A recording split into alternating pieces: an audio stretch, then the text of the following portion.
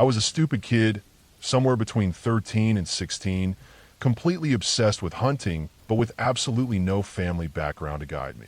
We never hunted, never even had anyone around who knew anything about firearms or wildlife. I just had a fascination with the idea of it, the thrill of tracking and seeing things in nature that most people only read about.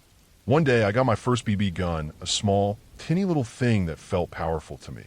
I remember the excitement, carrying it through the woods behind my house, imagining I was some kind of wilderness master.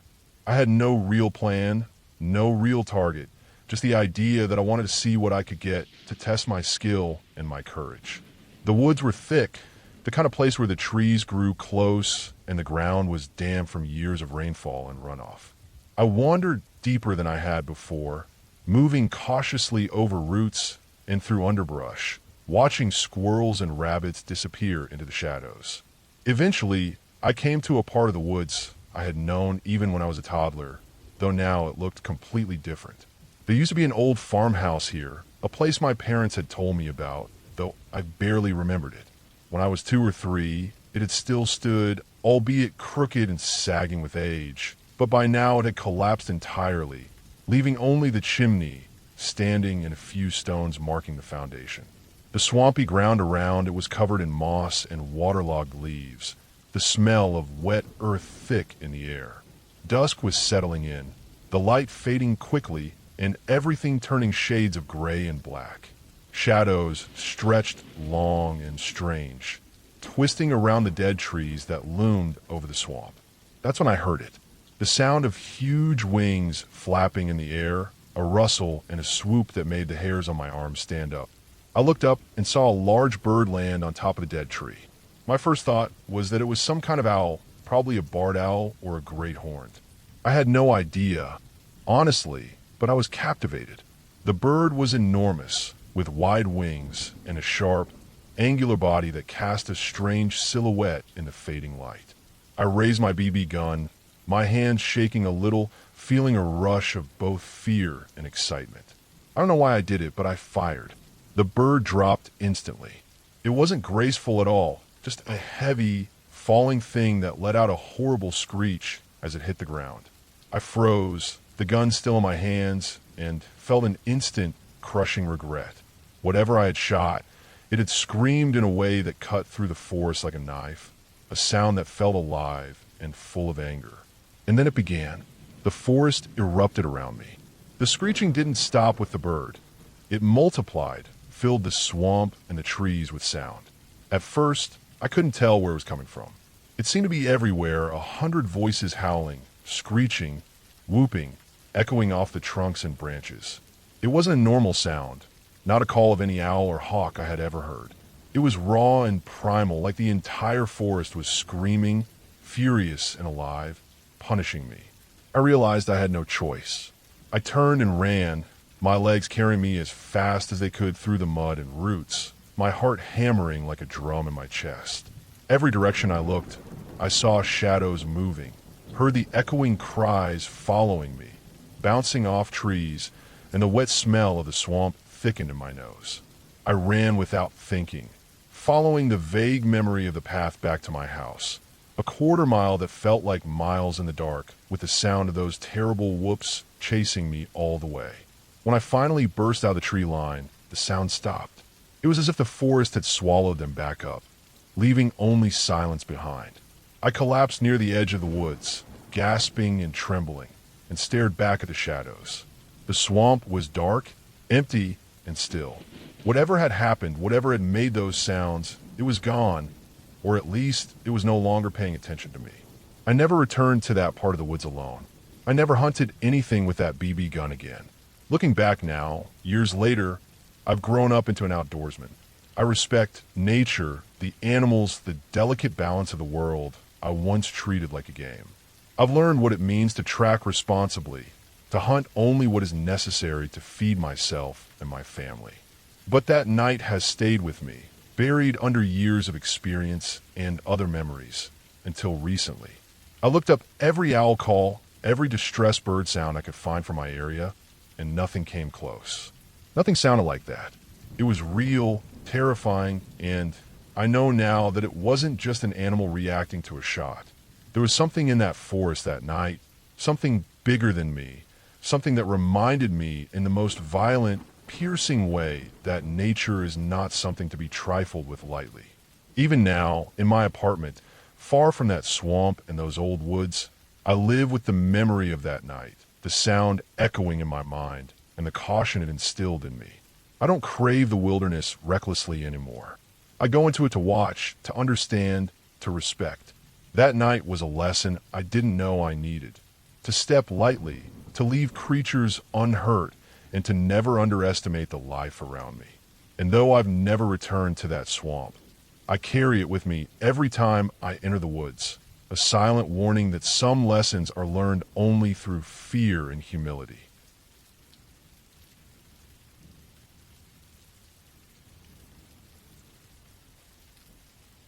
I remember that night in the Manistee National Forest like it was etched in my memory forever, though I wish it weren't.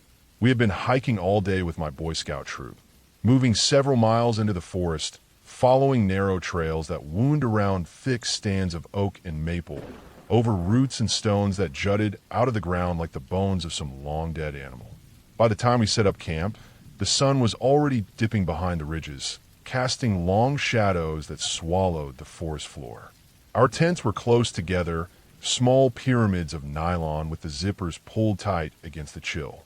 I was exhausted, my legs aching from the hike, and I thought that night would be just another quiet night in the forest, the kind of night where the only sound were the wind through the trees and maybe a distant bird or owl. It didn't stay quiet. I was still awake, lying on my thin, sleeping pad, trying to make sense of the sounds when it started. At first, I thought it was a coyote or maybe some other wildlife, nothing I hadn't heard before in the woods. Then it grew louder, more organized like a chorus of something alive and angry, moving through the dense underbrush around our camp. Screams, shrieks, and calls bounced between the trees, echoing off the trunks, sharp and grating. I pulled my sleeping bag tighter around me, my heart thumping like it was trying to break free of my chest. The noises didn't pause. They didn't ebb. They kept coming in waves, each one more piercing than the last. Every now and then, a new sound joined the mix, a violent smack that reverberated through the forest, like someone swinging a baseball bat into a tree with all their strength. The thuds were irregular, impossible to predict, and they set my nerves on edge. I kept thinking I would see something move outside the tent, some shadow passing by, but the darkness was complete. The kind of darkness that presses against your eyelids and makes the world outside feel vast and unknowable. I tried to focus on my breathing, telling myself it was just the forest, that wild animals were everywhere and they made strange noises at night. But it was different from anything I'd ever heard. Coyotes yipped, owls hooted, maybe even foxes barked, but this was something else. There was intelligence behind it, a rhythm that felt deliberate, as if something or some things were communicating in a language I couldn't understand. I couldn't sleep. I couldn't stop listening. Hours passed, though time felt distorted. Every scream and smack seemed to stretch longer than it should, filling the night with tension that settled in my stomach and refused to leave. By the time dawn crept through the tree canopy, painting the forest floor with weak, gray light, I was shaking. None of the other boys mentioned anything as we crawled out of our tents, bleary-eyed and quiet. No one joked about it. No one shared their own experiences. Only the assistant scoutmaster, walking down the line as we packed up, muttered something about high-pitched coyotes last night. He didn't elaborate, but the way he said it, I could tell he had heard it too. I realized then that I wasn't alone in sensing how wrong the night had felt. Later that day, as we moved along the trail, we came across a solo hiker heading in the opposite direction. He stopped abruptly, catching the scoutmaster's attention.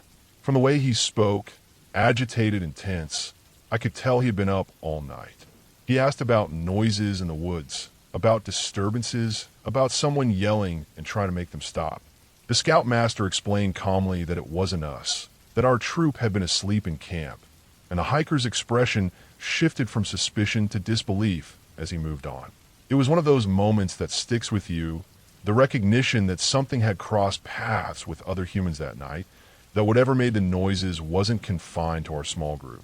Even now, years later, I can replay the night in my mind.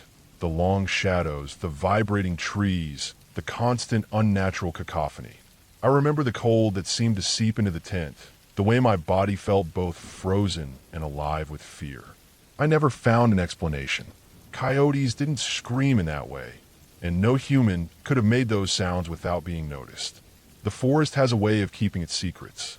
It wasn't just the noises. Later, I stumbled across a YouTube video of recordings from the same area of the Manistee National Forest. The sounds on the video were nearly identical, a mix of high-pitched shrieks, low moans, and violent, percussive impacts against trees.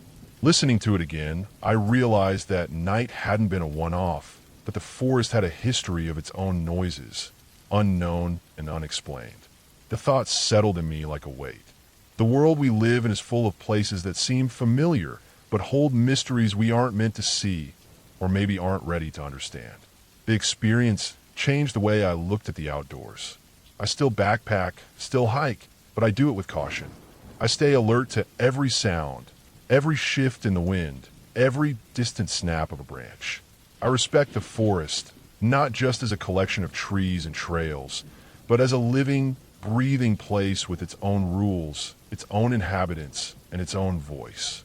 That night taught me that some sounds are more than just noises. They're warnings. And if you listen closely enough, they make you realize just how small and unprepared you really are, even in a place that feels like your own backyard. I never found a rational explanation for what we heard that night, but that's the point. Some things exist just beyond the edge of understanding, and they remind you that the world isn't as tame as we like to believe. I keep thinking about that forest, about those shrieks and smacks, and about the hiker who heard them from miles away. I don't need to know exactly what it was.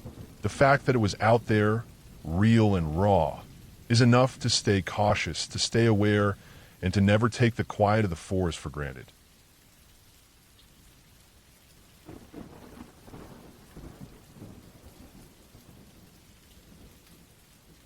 Last summer, I went camping with my girlfriend and her family in the Adirondack Mountains near Warrensburg, New York. Her parents had just bought a camper the previous year, so it was new, clean, and comfortable. The camper had a small bunk setup, and I ended up on the bottom bunk while her younger sister slept on the top. The interior smelled faintly of new vinyl and pine cleaner, and the little LED lights in the camper gave off a soft, warm glow that barely illuminated the space. Outside, the night was quiet, almost unnaturally quiet for that area, the kind of quiet where every little sound feels amplified. The moon was up, but it was behind clouds, leaving everything shrouded in a dim darkness that made the forest around us look heavier and denser than it normally would in daylight. I was lying on the bottom bunk, scrolling on my phone for a few minutes before sleep, my girlfriend lying beside me, half asleep, when I heard it. At first, I thought it was my imagination or maybe a deer moving around in the brush. But then I heard it again, gravel crunching distinctly under deliberate steps. There was no shuffling of paws, no rustling of leaves except under feet. I froze, straining to hear over the blood rushing in my ears. These were human steps, heavy, purposeful, and slow. They weren't far off, either. I could tell they were walking toward our camper, getting closer with every crunch, until they stopped directly beside my bunk. The window above me was tilted open slightly, but the tint was dark enough that I couldn't see anything outside, not even a shadow. My chest felt tight. The sound of each step was so clear that I could almost feel the weight of the person leaning forward slightly as they stopped next to the camper. I shut off my phone immediately, worried that any light might have drawn attention. I stayed as still as possible, barely breathing, as the silence stretched around me. I could feel my heart hammering in my chest, loud enough that I feared it might give me away. After what felt like an eternity, but was probably only a minute or two, the footsteps moved again, walking away from the camper, back into the darkness of the forest. My girlfriend stirred and whispered that she heard it too. I was relieved that I wasn't alone in hearing it, but that only made the experience more terrifying. We both knew someone had been close enough to touch the camper if they had wanted to, someone watching, waiting, but had chosen to move on. The quiet returned for only a few moments before a new sound broke through the night. There was a faint, mechanical rustling, the sharp sound of zippers being pulled on fabric. It wasn't coming from the camper, but from the tents about 10 feet away, probably where other campers had set up. The rustling continued, deliberate, moving through the tents. Every tiny noise, the snap of a zipper, the scrape of fabric, was exaggerated in the silence of the night. My girlfriend got up, alerting her parents to what had happened, but only after we confirmed that the sounds were real, not a figment of our imagination. They waited outside for several minutes, scanning the shadows with flashlights, but the darkness swallowed any clues. After about 10 minutes, they returned, reporting that there was no one outside, no signs of footprints near the camper, no disturbances in the surrounding area. It was as if whoever had been there had vanished into the night, leaving nothing behind except the memory of their presence. We spent the rest of the night on high alert, doors locked, windows shut tight, every little sound amplified by the tension. I couldn't sleep, staring at the ceiling, listening for the slightest rustle outside, my mind racing with possibilities. I imagined someone hiding in the woods, watching us, someone patient and calm enough to wait until we were settled before approaching. My girlfriend eventually fell asleep beside me, exhausted from fear and adrenaline. But I stayed awake, straining to hear anything, feeling every footstep of the night as though it belonged to a predator stalking the perimeter. Morning brought some relief, though not complete comfort. The tents nearby were open, and we spoke to the older couple who had set up next to us. They said they had heard noises as well, strange rustlings, footsteps, things moving in and around their campsite that didn't make sense. We all compared stories and realized that multiple people had heard the same thing at roughly the same time. Whatever had been there hadn't touched anything, hadn't entered the camper or tents, and hadn't left any evidence behind. It was disturbing, knowing that someone had been so close without ever revealing themselves fully, leaving only a trace in memory and sound. We packed up carefully that morning, double-checking locks, making sure nothing was left out in the open. The rest of the day passed quietly, but none of us returned to that part of the forest. Even months later, the image of those footsteps, heavy and deliberate, stuck in my mind. I replayed the sound over and over, imagining who or what could have approached so closely, so silently, and then just left. I never found an answer, but there was one thing I knew.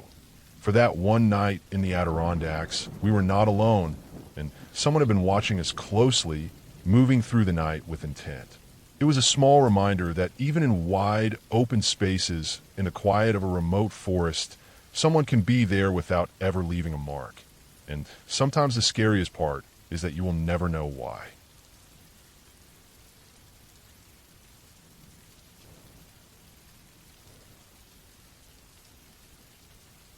Last year, I decided to hike in Lassen Volcanic National Park.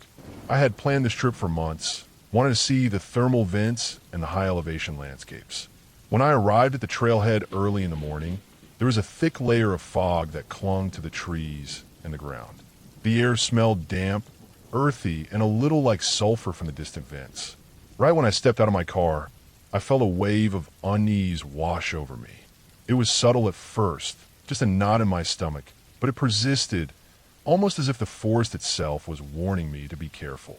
I shook it off and started up the trail, trying to focus on the beauty around me. The dense pine forests, the moss-covered rocks, the occasional stream crossing my path. But the feeling lingered like a shadow. As I walked, the trail was quiet except for the soft crunch of my boots on the pine needles and the occasional distant call of a bird. The fog made the trees look taller and more twisted than they really were, and the misty air muffled sound in strange ways.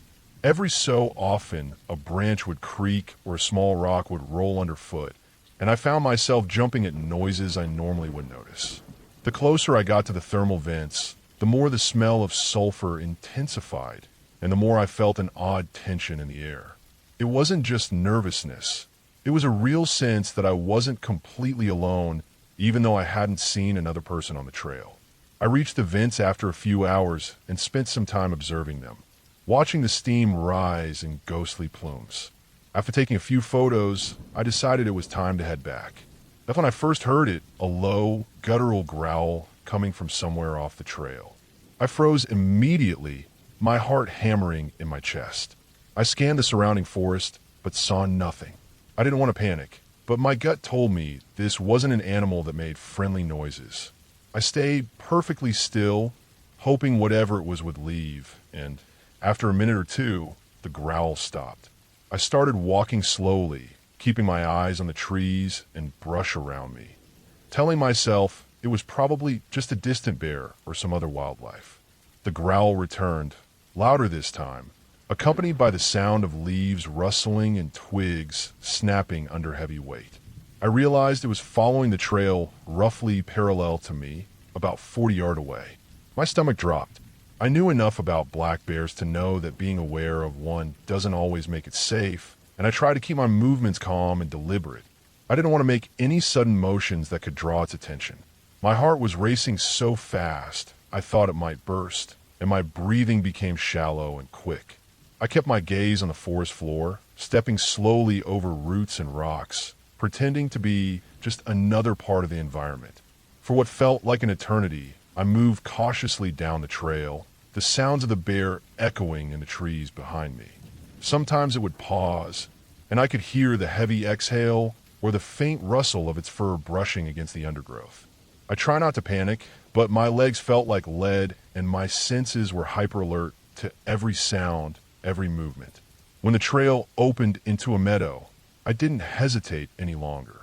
I broke into a run, sprinting across the uneven ground, dodging rocks and clumps of grass. My backpack bounced against me, but I didn't care. I could see my car in the distance, a tiny beacon of safety, and I didn't look back. When I finally reached my car, I practically threw myself into the driver's seat, locked the doors, and sat there for several minutes trying to calm my shaking hands. I started the engine, the sound of it breaking the quiet like a shield, and drove out of the area as fast as I could, my eyes scanning the trees for any sign of the bear. Once I was on a more populated road and the fear started to recede, I decided to head to another part of the park where more hikers were around. Even there, though, my mind kept replaying the sound of the bear moving silently but steadily along the trail, and the memory of that low growl stayed with me for hours. A few months later, I had a similar experience at a place called Secret Sidewalk in Niles Canyon with a friend. It's an old aqueduct that had been partially demolished by the city, and we were exploring it for fun. We climbed up the old concrete structures and walked along the aqueduct, taking pictures and enjoying the eerie, abandoned atmosphere. When we started heading back, the quiet air was suddenly broken by loud rustling and snapping of branches. My heart sank because the sound was far too heavy to be a small animal, and there didn't seem to be any large wildlife in the area. We froze, scanning the shadows and undergrowth, trying to locate the source. It was unsettling because it didn't seem human either. The sound had too much weight and force, and the area is not really known for anyone living there, aside from a few people who might be camping or transient. Our steps slowed, cautious, and deliberate, as we tried to move back toward our original climb-up point. Every few seconds, another branch would snap, closer this time, and the unease built like a tangible weight pressing down on us. Once we were safely on the main trail, I breathed a little easier, though I couldn't shake the feeling that something big and unpredictable had been nearby, watching and following in its own way. Both of these experiences left me with the same lesson. Being alone in the wilderness, even in places you think you know, is unpredictable and humbling. Animals, abandoned structures, and even empty forests have their own ways of making themselves felt, and there's no substitute for caution and awareness. After those encounters, I made a point of sticking to more populated trails, carrying bear spray, and paying attention to every sound and shadow. It's not about fear. It's about respect for the environment and the creatures that share it. I came out of both experiences safe, but I also came out with a renewed understanding of just how quickly things can turn from peaceful to threatening, and how important it is to always be prepared. Being alert and deliberate kept me safe, and it's a mindset I carry with me every time I step onto a trail. The memory of those growls and rustles will stay with me forever, not as a ghost story or a fairy tale, but as a very real reminder that the natural world is powerful, unpredictable, and demands respect.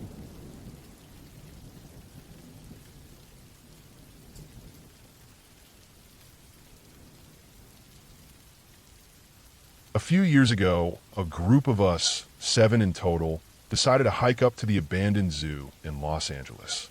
The plan was simple: get out into the night, make it a little dangerous, and see who could get scared the most. It was the kind of place that promised that. The hike started just after sunset, and we were immediately swallowed by the shadows of the canyon walls. The trail was steep in some spots, winding tightly around old rock formations and patches of brush. The first hour or so was pretty uneventful. We joked around, teased each other, and occasionally froze when some small, nocturnal animal would dart across our path. A few rabbits, a skittish raccoon, and an owl that kept its distance, hooting softly from a tree high above. Its eyes shone bright and golden in our flashlight beams, and it gave me the creeps, but nothing too serious. The canyon itself was wet, more than I expected for Los Angeles, and moss clung to the canyon walls in thick, dark patches. The air was damp, carrying the smell of wet soil and decaying leaves. By the time we hit the 3/4 mark, the hike became harder. The trail narrowed significantly, forcing us to walk in single file. Our backpacks scraped against the canyon wall, and we had to lean sideways to avoid falling off the edge. The flashlights we had were starting to flicker, probably because we hadn't used them in a while. At first, it wasn't a problem. We had phones and each of us had another flashlight or two. But the shadows they cast were uneven and unsettling, stretching the shapes of trees and rocks into strange, unnatural forms. It was here, in this narrow, almost claustrophobic part of the canyon, that things stopped being funny. The guy in front of us suddenly froze. I noticed it immediately, even though I was fourth in line. There was a weight to the air around him, a pause that seemed to stretch longer than a second should. Then I saw it, the figure that stopped my heart in a way I can't really explain. A man was walking past us. He was dressed in all white from head to toe and wore a white top hat. His hair was white, too, and he looked like some strange old western cowboy, but his clothing was oddly clean, like powder had been dusted over it. He walked casually, without hesitating, directly through the narrow trail we were squeezed into. Our backs were pressed against the canyon wall, so we couldn't step aside. It was impossible for anyone to fit through there unnoticed, and yet there he was, moving as if the canyon walls weren't there, like he belonged to another dimension entirely. His face was covered with something white, maybe a scarf or a mask, and he strutted past us like it was the most ordinary thing in the world. My stomach dropped, my knees nearly buckled, and I felt a wave of panic I've never felt before. The world seemed impossibly quiet, except for the soft crunch of his boots on the dirt trail. I wanted to cry, to scream, to run, but I couldn't do anything. We were frozen. He didn't acknowledge us, didn't even glance our way. By the time the last person behind me had passed the same spot, he was gone, vanishing down the trail as silently as he appeared. We didn't need to say it out loud. The look on everyone's face was enough. We turned around immediately. The sense of trespassing against something we couldn't understand was thick in the air, a feeling of raw, tangible fear that didn't need any explanation. The remaining trail back down was tense, every sound amplified by our nerves. The trees seemed to lean closer, branches scraping like fingers, small animals scattering at our hurried footsteps. Our flashlights flickered more frequently, and at one point a branch fell to the ground with a loud snap that made us all jump so hard I thought one of us might fall off the edge. When we finally reached the car, the sense of relief was immense. But that relief was short-lived. Circling our parked car were orbs of light. They moved quickly and smoothly, spinning around the car in ways that made no sense. At first, I thought it was fireflies, but there were too many and their movement was too deliberate. We shone our flashlights at them, trying to catch a closer look, but each time we focused, they seemed to vanish, disappearing as if we had imagined them. The air around the car felt charged, almost vibrating with tension, and a chill ran down my spine that didn't go away for hours. None of us spoke. We just got into the car and left, engines roaring louder than usual, tires kicking up dust and rocks as we descended the canyon. It took a long time to calm down. Even after leaving the area, I kept feeling eyes on me, an unexplained pressure at the back of my neck. I've never tried to return to that place, and I don't think I ever will. The hike itself, the canyon, the abandoned zoo, it all seems normal now, mundane even, but that moment, that man in white, and the orbs around our car, they felt real enough to make me believe that some things are better left alone. Some things aren't dangerous in the normal sense, but they make you confront the limits of what you think is possible. And I've learned that curiosity has a price. That night, I realized there are places in this world where being brave doesn't make you safe, and that sometimes the smartest choice is not to mess with whatever it is that lives there, no matter how stupid you feel for turning back. We never spoke about that night again, and none of us have tried to go back. The memory of it lingers vividly, a weight that sits behind my eyes whenever I think about the canyon, the trail, and the man who shouldn't have existed in that place. It was real enough to scare the life out of us, and that's all it needed to do. We got what we came for, but it was a lesson in respect for things we don't understand, and I'll never forget it. The abandoned zoo remains closed and decaying, a place I don't want to see again. I know now that the fear we thought we wanted isn't something you chase. It's something that finds you, and sometimes you barely escape with yourself intact. That night taught me that. It taught me that some places are better left alone, and some things are better not seen, no matter how curious you are. I drive past that canyon now and don't even look up the trail. The memory is vivid enough to last a lifetime, and I don't need to see it again to remember the terror. The story of that night doesn't fade, it lingers, and I don't think it ever will.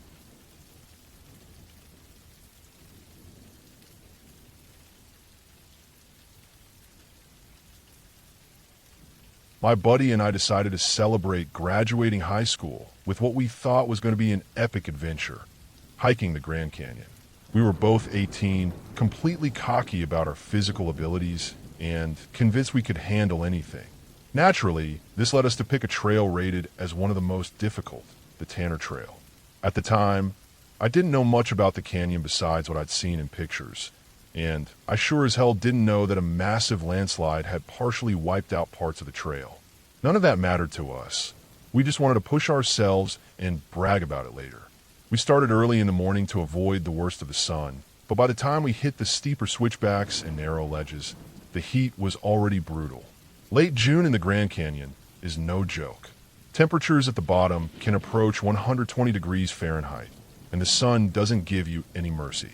Every step felt heavier than the last, and the constant sweat pouring down our faces stung our eyes.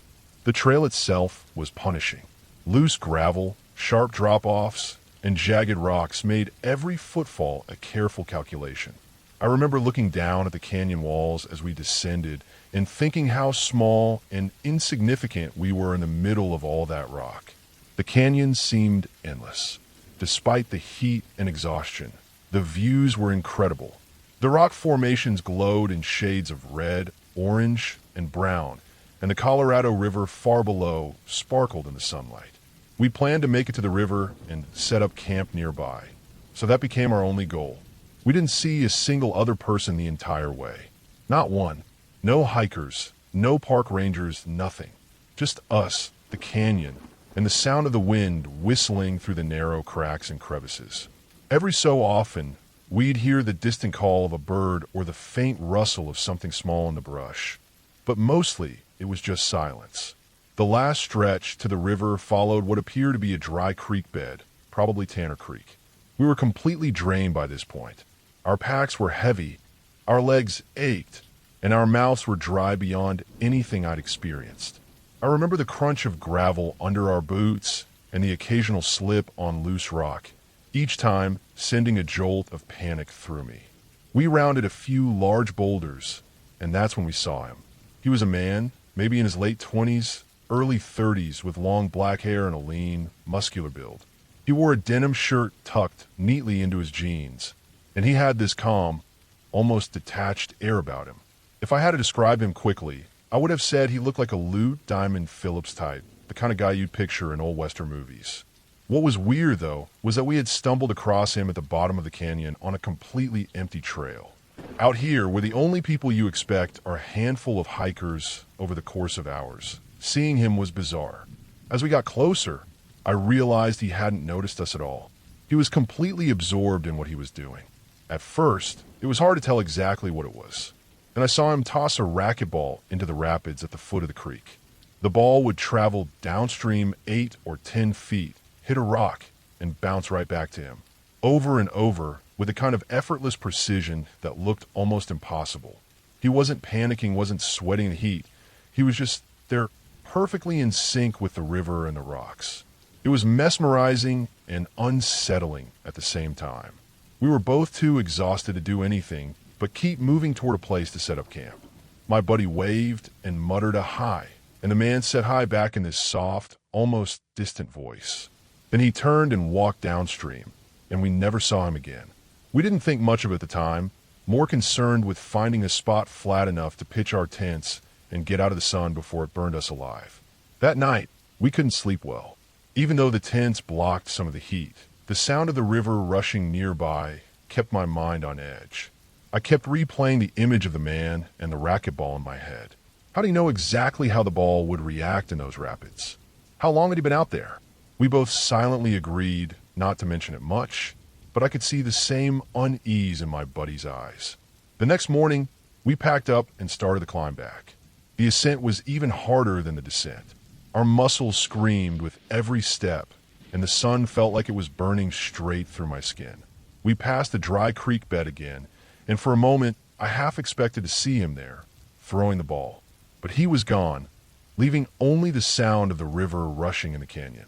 When we finally made it back to the rim, exhausted, blistered, and dehydrated, I looked down one last time at the trail and the tiny ribbon of river below.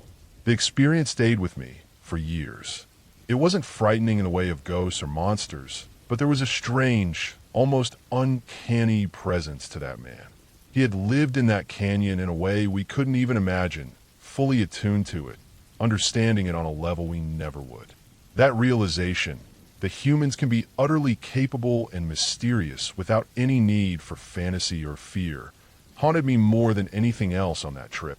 Years later, when I think back on it, I still can't explain it completely.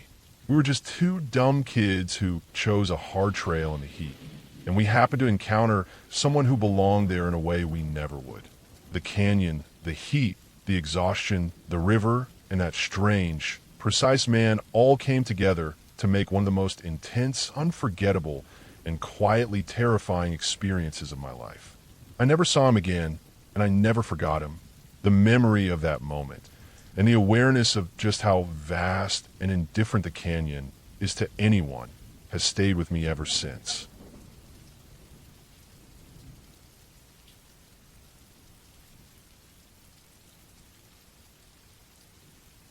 When I was younger, my family owned a small camp out in the deep outskirts of Powers, Michigan. It was a hand-built log cabin, rough and simple, without indoor plumbing or electricity.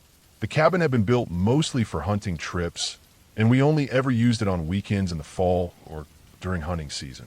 But one year, my dad decided we should spend our spring break there. The idea sounded exciting at first. The promise of snow melting, the forest waking up from winter, and the chance to escape town life for a while seemed perfect. We packed up the old Jeep, loaded all the essentials, and made the long, twisting drive through muddy back roads past dense clusters of pine and birch trees, until finally we arrived at the clearing where the cabin stood. The first couple of nights went by quietly enough. The cabin had a loft that ran the length of one side, and we all set up beds along it. There were 4 or 5 scattered sleeping spaces, and I ended up on one near the small railing that overlooked the main room below.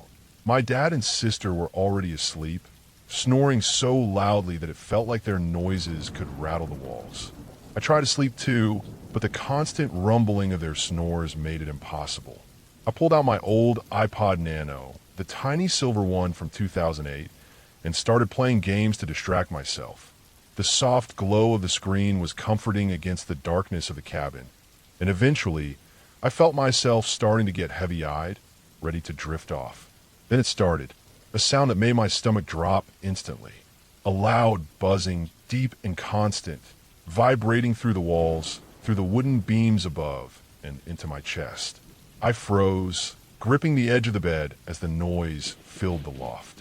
It wasn't a plane or a helicopter. I could hear nothing else outside. No engines, no tires on gravel, nothing. Just the buzzing, growing louder and more insistent, like a hive of angry bees trapped inside the cabin. My heart was pounding.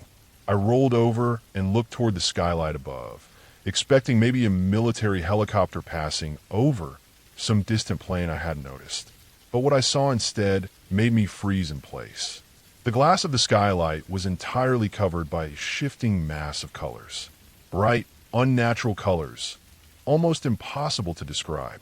They were rainbow-like, but harsher, more vivid, like the electric afterimage of a transformer exploding or the flash of neon light that makes your eyes sting. It seemed to hover just above the roof, twisting and swirling slowly, moving closer. The light refracted across the wooden ceiling beams, creating strange, distorted patterns along the walls of the loft. The buzzing seemed to emanate directly from the colors, vibrating the air so that the floorboards beneath me trembled slightly. My hand shook as I held my iPod down, unsure if I was seeing what I thought I was seeing or if I had finally lost my mind. I panicked. My first instinct was to wake my dad. I grabbed the nearest pillow and hurled it toward him, shaking him awake, my words caught in my throat. But before he even stirred, the light was gone. The buzzing disappeared. Just like that. There was no flash, no residual glow, nothing left but the silent, dark loft above me. The sudden disappearance was worse than the initial shock. It felt deliberate, like the world had paused for a moment to make me question what I had seen. I lay there, frozen, listening to the muffled snores of my family and the wind outside in the trees. My mind raced with every possible explanation. A reflection, a trick of the light, some strange atmospheric phenomenon. But none of it made sense. The colors had been too vivid, too real, and the vibration had been too tangible. I spent the rest of the night sitting upright, my back pressed against the railing, staring at the skylight. Every creak of the cabin, every snap of a twig outside made me jump. I thought about running outside to see if anything was there, but the idea of stepping into the cold, dark night in the middle of nowhere alone terrified me. Instead, I stayed put, gripping the blanket around my shoulders, waiting for daylight to make things feel normal again. The next morning, I searched the cabin top to bottom. I looked at the skylight from both inside and out. There were no scorch marks, no scratches, no evidence of anything that could have caused the strange light show. The forest outside was silent, untouched. I asked my dad if he had seen or heard anything, and he just shook his head. My sister had slept through the whole thing, snoring without interruption. No one else could confirm what I had experienced. It was as if it had been meant only for me, a private, inexplicable event. Over the next few days, I watched the sky more closely. I listened for anything unusual. Sometimes the wind would make a strange whistling sound through the trees, or sunlight would catch on the wet leaves in odd ways. But nothing came close to what I had seen that first night. I came to the uneasy conclusion that maybe it was some rare atmospheric phenomenon, an electrical storm hidden by clouds, a reflection of the early spring sun and ice crystals, something I had no way of explaining. But no matter how rational I tried to be, a part of me could not shake the fear that whatever it was had intentionally chosen that moment to appear, that it had been aware of me. We left the cabin at the end of spring break, the memory of that night lingering like a weight on my chest. Years later, I still think about it sometimes, especially when I'm in remote places, looking up at the sky. I've read about unusual auroras, rare electrical storms, and atmospheric optics, and while some of those explanations could make sense, nothing fits perfectly. The intensity, the closeness, the vibrating sound, it all felt too real, too immediate to dismiss entirely. I've never seen anything like it since, and I don't think I ever will. Whatever it was, it left me with a sharp awareness of just how strange the world can be and how little control we really have over the things we witness. The memory is clear, and it has stayed with me all these years. A vivid, unexplainable light, buzzing like a living thing above the cabin in the deep woods of Michigan, and the realization that some experiences aren't meant to be solved. They're just meant to be remembered.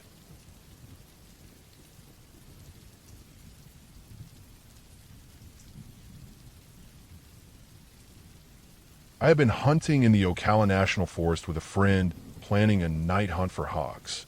The forest at night is completely different from the day. It's quiet, but it has this kind of low, almost vibrating energy you feel when you're alone. We stayed out later than we planned, pushing deeper into the woods, trying to cover a quadrant we had marked on our map. By the time we realized how far we had gone, it was well past midnight, and we were probably 3 or 4 miles from the main road. The forest around us was dense, full of pines and live oaks, and the ground was thick with pine needles and fallen branches. The trails we were following were old logging roads, wide but overgrown, cutting straight across the forest in a grid pattern. We weren't worried. We were armed. I had an AR-15 with a mounted light, a sidearm on my hip, and a big fixed-blade knife strapped to my belt. My friend had the same setup. I also had a large flashlight in my hand that could double as a club or a strobe if necessary. The moon was bright, lighting the forest enough that we could navigate without our rifle lights if we needed. At that moment, I wasn't even thinking about danger. It was just another night in the woods. We were walking along one of the thinner, overgrown trails when I heard something moving on our right. It was fast and heavy, crashing through the brush like a bear, maybe a deer, probably going to cross the trail in front of us. I waited, trying to gauge the distance. We decided not to use our rifle lights. Instead, I held my handheld flashlight, ready to sweep the brush once the sound got closer. When the noise reached the trail, I turned on my light. All I saw were a pair of white legs moving across a narrow path, about 50 feet ahead. They looked human. Shorts, white skin, running through the thick brush instead of the trail. I blinked, confused. Who would be out here in the middle of the night, in shorts, deep in the forest, far from any roads or cabins? It made no sense, but we were heavily armed, so we didn't panic. We kept moving, taking care not to make noise, listening to the occasional crash in the woods as whatever it was moved away from us. It never came close again. I kept my light scanning the sides of the trail, just in case. Finally, we reached my car. Relief hit me hard when I saw it untouched, nothing broken or moved. We shoved the rifles into our laps, handguns wedged between the seats and console, and I started the engine. The forest slowly thinned as we drove, and I opened the moonroof to let in the night air. The stars overhead were incredible, the kind of clear, bright sky you only get in the middle of Ocala, far from any city lights. I could almost forget the unease creeping under my skin. Almost. Half a mile down the road, headlights swept over a man walking along the dirt road. He wore a checkered button-down shirt and shorts. No shoes, no backpack, no light, nothing. We were miles from any paved road, and the nearest town was at least 5 or 10 miles away. He didn't look at us, didn't even flinch as we passed. For a moment, it hit me like a punch. This had to be the same guy whose legs we saw cross the trail. There was no rational explanation for him being out there at 1:30 in the morning in the middle of the forest with no gear. I kept my foot on the gas, driving faster but carefully. My friend didn't speak, just stared out the window, silent and tense. We were finally approaching the paved road, and as soon as we were safely on it, I stopped the car in a wide spot and unloaded the rifles into the trunk. Every movement felt deliberate, methodical. We checked the surrounding area with the flashlight, making sure no one had followed us. Everything was quiet. The forest had swallowed the dirt road behind us again. By the time we got home, our nerves were shot, but the adrenaline had started to fade. We went inside, set our gear down, and reviewed the night in our minds.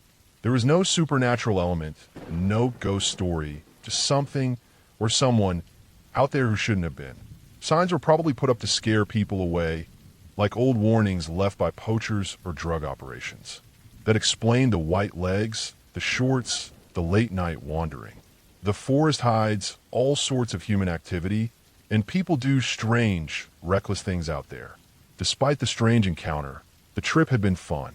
The hunting was good, the night sky unforgettable, and the adrenaline kept everything sharp and alive.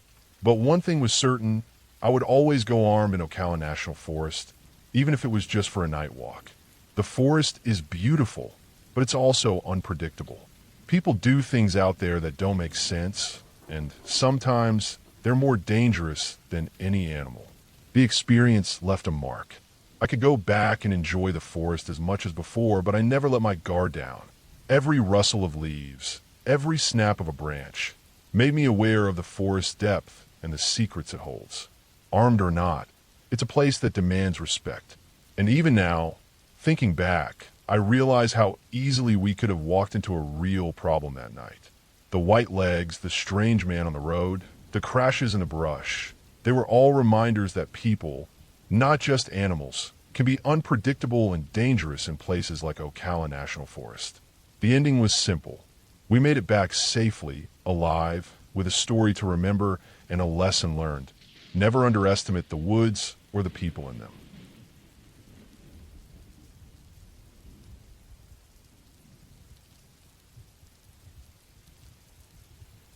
I decided to backpack into the Mogollon Rim, Arizona, alone, aiming for complete isolation. This wasn't the dry, cactus-studded landscape most people think of when they imagine Arizona. At around 7,500 feet elevation, the area was thick with moisture, damp earth, and dense vegetation. Trees formed a nearly continuous canopy overhead, and the forest floor was a tangle of ferns, thorny bushes, and wild strawberries. The air smelled earthy and sharp with wet moss, a smell that clung to my clothing even after a full day of hiking. I hadn't seen another person all day. The only signs of human activity I noticed were old, abandoned marijuana grow plots, long since reclaimed by the forest. There was no sign of recent activity, which was a relief because stumbling across a current illegal grow can be dangerous. I kept my distance and stayed alert, taking note of every sound and movement. By evening, I had reached a small, almost flat bench of ground above a creek. The bench was about the size of a large living room. Behind it, a brush-covered cliff rose sharply, impassable without making noise. In front of me, the ground dropped away steeply to the creek below, carved out and undercut by previous floods. The creek trickled quietly, almost timidly, and that was the only sound breaking the oppressive silence of the forest. I set up my tent carefully, making sure not to disturb any of the undergrowth more than necessary. The canopy above was so thick that even my satellite communicator barely worked, giving me only intermittent signal. I sent a quick message to my family, letting them know I was safe, though I had to angle the device in a precise way to get it to send. Night fell completely. The sky was overcast, and there was no moon. Darkness wrapped the forest around me like a heavy blanket. The silence was staggering. There were no nocturnal insects chirping, no frogs croaking, no rustle of small animals. Not even a distant bird, though I knew some were probably roosting nearby. The kind of quiet where your own heartbeat seems too loud filled the bench, making me hyper-aware of every snap of a twig under my own boots, every shift of the tent fabric in the faint breeze. I tried to focus on the soft trickle of the creek in front of me, using it as an anchor to steady my nerves. Around the middle of the night, a bright white light suddenly filled my tent. I froze, my pulse jumping. The light was sharp and bright, too consistent to be anything natural, too precise to be the faint glow of distant lightning filtered through clouds. My mind raced through possibilities. Wildlife was unlikely to produce such a light, and anyone else in this area at night would probably not shine a light directly into a tent. With adrenaline surging, I scrambled out of my sleeping bag and unzipped the tent. The light vanished as suddenly as it had appeared. I stood still, flashlight in hand, sweeping the area methodically, shining through the brush, scanning the cliff behind me and the drop-off toward the creek. There was nothing. The forest returned to its unnerving silence. Then, through the trees a little ways off, I saw a faint flickering white light. It wasn't a flashlight, not regular human technology, but more like a diffuse glow. It shifted and danced almost imperceptibly. My first instinct was to think I was seeing things, maybe a trick of my own eyes adjusting to the darkness. But I watched for several minutes. It disappeared, not with a sound, not with a movement of branches or leaves that might suggest a human or animal was carrying it. I stayed up for the rest of the night, tense and alert, until the first light of dawn started to filter through the canopy. Even as the forest brightened slightly, the silence persisted. There were no birds singing to greet the day, no insects beginning their morning chorus. The forest remained unervingly still. By morning, I explored the bench cautiously. I examined the ground, looking for footprints or any sign that someone had been near the tent. There was nothing. The ground was undisturbed, and the undergrowth showed no broken branches or crushed ferns. It was as if nothing had happened at all. I packed up carefully, keeping my senses alert for any hint of danger, and started back down the narrow game trail that led to the main forest floor. The trail was steep and twisted, requiring careful footing to avoid loose rocks and roots. Every crack of a twig or slide of a stone sounded loud in the silent forest. The light from a day revealed the area in full detail: the ferns, the moss-covered rocks, the steep cliff behind the bench. I realized that what had terrified me the night before was not a person, nor any wild animal, but probably a natural phenomenon I couldn't immediately identify. A reflection, some unusual atmospheric effect caused by the dense moisture, or even just my own mind reacting to the extreme silence and isolation. The trek out of the area was tense but uneventful. The dense brush and steep terrain had made it impossible for anyone else to reach the bench without making a lot of noise. By the time I reached the lower forest trails, the forest noises had returned slightly. The distant call of a crow, the rustle of a squirrel in the leaves, but nothing that made me feel unsafe. When I finally returned to my vehicle, the sense of relief was profound. I drove away slowly, taking one last look at the forested ridge. I knew I would never camp on that bench again. The area had a way of making you feel utterly exposed. Even when nothing was there, a raw reminder of how small and alone a person can feel in the wilderness. I didn't find an explanation for the light, but I also didn't need one. Some things, I decided, are better left as mysteries, and the lesson was clear. Respect the isolation, respect the forest, and above all, trust your instincts when something feels off. The experience stayed with me for weeks, a quiet, pressing reminder of how vast and silent the wilderness can be, and how quickly it can make a human feel completely alone.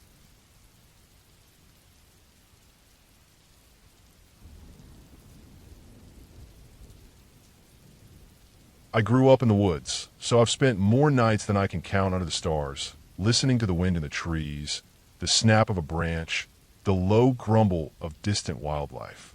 My friends and I had a favorite spot in El Dorado National Forest along Sopiago Springs, a place we returned to every chance we got. It wasn't much, just a small clearing by the water where the ground was flat and the trees thin enough to let in some light, but it had everything a decent campsite needs: running water, shade, and privacy. One weekend, we decided to go for a 3-day foraging camp. We packed light: a few MREs in case we couldn't find anything, some guns for protection and food, and the basics to set up a temporary shelter. We wanted to see how much we could live off the land, test our survival skills without the usual comforts. The first day went as planned. We spent the afternoon exploring the creek and surrounding woods, gathering firewood, and catching crawdads. My buddy shot a squirrel, and we cooked it over the fire along with the crawdads. We drank a few beers we'd packed, shared a laugh over dumb memories, and then fell asleep easily. The forest was alive with the usual night sounds, and everything felt normal. The second day, though, I started noticing a shift. The forest, which had felt alive the day before, felt empty, almost expectant. The usual sounds of rustling leaves, birds, or small critters moving around were absent. Even the wind seemed muted, like the forest was holding its breath. One of my friends, who had been with me in this part of the forest years before, had experienced some strange, unsettling moments here. I tried to shake it off as paranoia, but there was a definite tension in the air. Something wasn't right. By evening, my friends decided to hike about 200 yards upstream to check out a side spring, leaving me alone at the campsite. That's when the feeling got stronger, heavier. I built the fire higher, making sure the flames could illuminate a good radius around the camp. I grabbed my rifle and sat on a log near the edge of the firelight, scanning the tree line. At first, all I noticed was the silence. Then, faint, almost indistinct noises reached me from the dark woods opposite the direction my friends had gone. Low sounds, almost human, but not intelligible. Soft murmurs or whispering that my mind couldn't quite parse. It didn't take long for me to see movement. About 50 yards out, something shifted among the trees. I brought my rifle up and peered through the scope. It looked human at first, but the shape was wrong. It was on all fours, its arms far too long. The shoulders sloped unnaturally. It crouched low like an ape, but not quite like any bear or mountain lion I'd ever seen. For a second, our eyes, or what I assumed were its eyes, met across the darkness. Then it moved, gliding into the trees with an unnatural speed and silence. My heart hammered in my chest, and I held the scope steady, tried to find it again. But it was gone. The rustling didn't stop. Twigs snapped here, leaves skittered there, always just outside the firelight. Every sound was in the opposite direction of where my friends had gone. My instinct screamed that I was being watched and probably hunted. I kept the fire high, my eyes glued to the dark shapes of the forest, and waited. Minutes stretched into an hour. I didn't see it again. When my friends returned 10 minutes later, they found me tense, pale, rifle in hand, staring into the shadows. I told them what I saw. Their reaction was quiet and serious, not dismissive or joking. Then they admitted they'd started hearing similar noises on their side and came back earlier than planned. We spent the rest of that night on high alert. The fire burned fiercely, and we each took turns keeping watch. Nobody slept, everyone alert to every sound. A falling branch, a crunch of leaves, a soft thump in the distance. Even the normal forest noises, which were usually comforting, felt like they could be hiding something sinister. Dawn never came fast enough.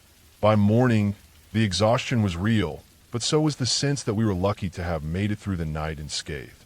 We broke camp quickly, packing everything down with urgent efficiency. The walk back to the trailhead was tense, with everyone glancing into the shadows, expecting to see that figure appear again. It never did. When we reached the edge of the forest, the sunlight felt like a relief, warming our chilled, jittery bodies. We didn't speak much on the way home. We didn't need to. The shared experience was enough. It was clear to all of us that we had encountered something in the woods that wasn't just a bear, mountain lion, or any ordinary animal. Whatever it was, it moved differently, acted deliberately, and watched us closely.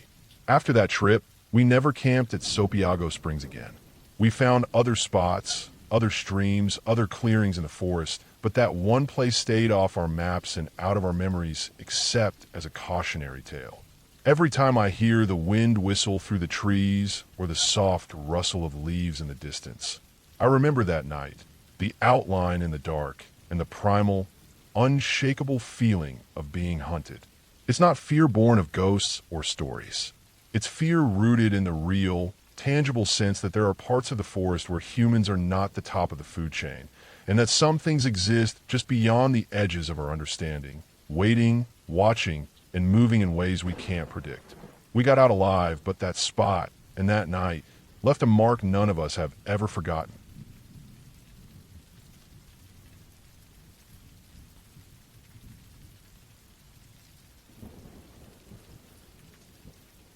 I remember that trip to Wisconsin vividly, even now years later, and not in the kind of way most people remember summer camp or Boy Scout trips. It was fall, the leaves had all turned, and the forest floor was a patchwork of browns, yellows, and reds. The air was crisp and damp, the kind that seeps into your bones and makes you shiver even when you're bundled up. Our troop had set up camp at a place called Aymar, the Indian Mound Reservation, a patch of land rich with history and quiet, almost unassuming burial mounds that dotted the landscape like low, uneven hills. We all knew the land was sacred to the Native Americans who lived there long before us. But at 12 or 13, None of us really understood the weight of that history. We were just excited to be out of the city, sleeping in tents, cooking over fires, and exploring the woods. I had my own tent that night, a simple canvas thing with a thin ground tarp underneath. The first night had been normal, though the sounds of the forest, owls, raccoons, the wind through the trees, kept me lightly on edge. By the second night, I had just drifted off to sleep, exhausted from a day of hiking and archery, when I woke. It wasn't a slow, gradual wakefulness. It was sudden, a jolt, because I could hear something clearly, unmistakably moving outside my tent. Footsteps. They weren't light or soft, but they weren't sharp and crisp either. They had this dragging rhythm, like someone was walking through the damp leaves, the kind that had absorbed the fall moisture. Each step pressed down and slightly squelched, and the leaves muffled it just enough that it didn't snap or crunch sharply. They moved slowly, deliberately, circling the outside of my tent. I froze, heart hammering, staring at the canvas walls of my little shelter, straining to make out shapes in the faint moonlight that filtered through the trees. I didn't move a muscle. It wasn't the kind of sound that suggested someone just passing by, lost or wandering. It felt intentional. The footsteps stopped at the front of my tent, right by the zipper, as though the person, or whatever it was considering coming in.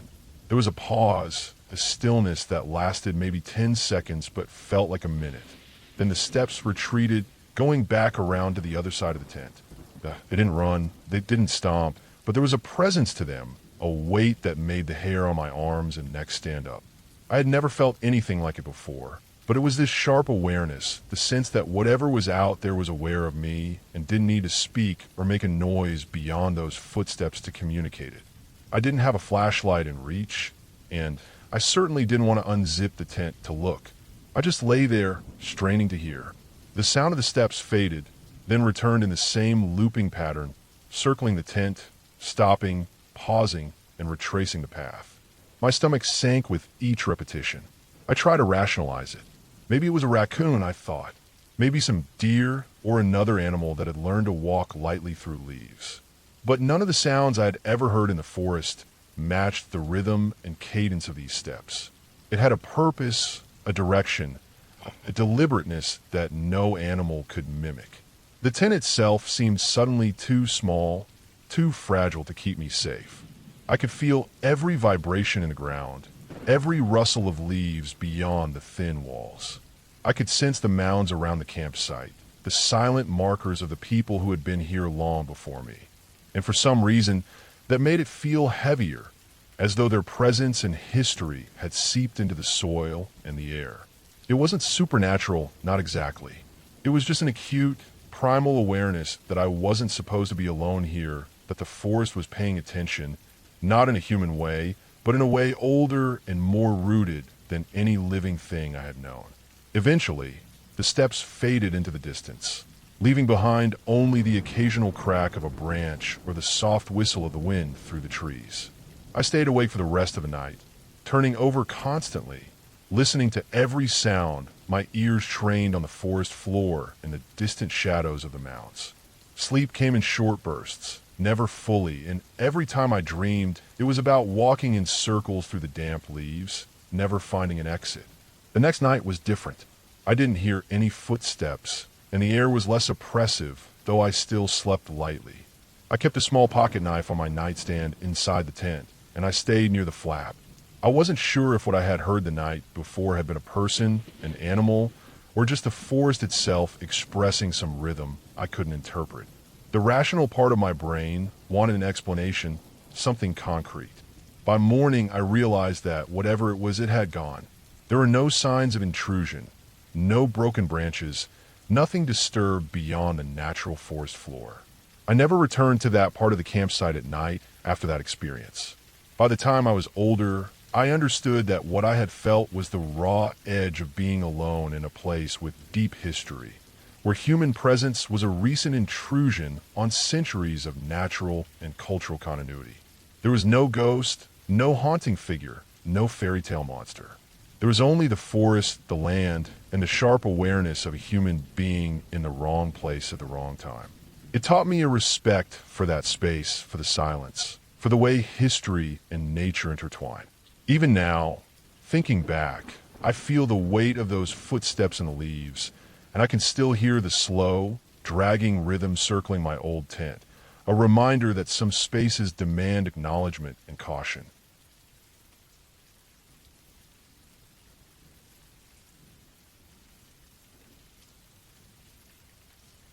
Wednesday, August 3rd, 2016, 1:40 p.m.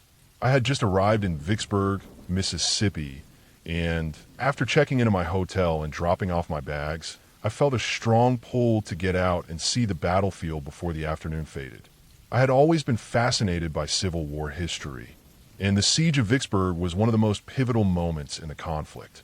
I drove through the small streets of the city, my mind already running through the strategies, the movements, the sacrifices that had taken place here over 100 years ago. When I reached the gates of the battlefield, I paid the $12 admission and drove slowly inside, trying to take in everything at once.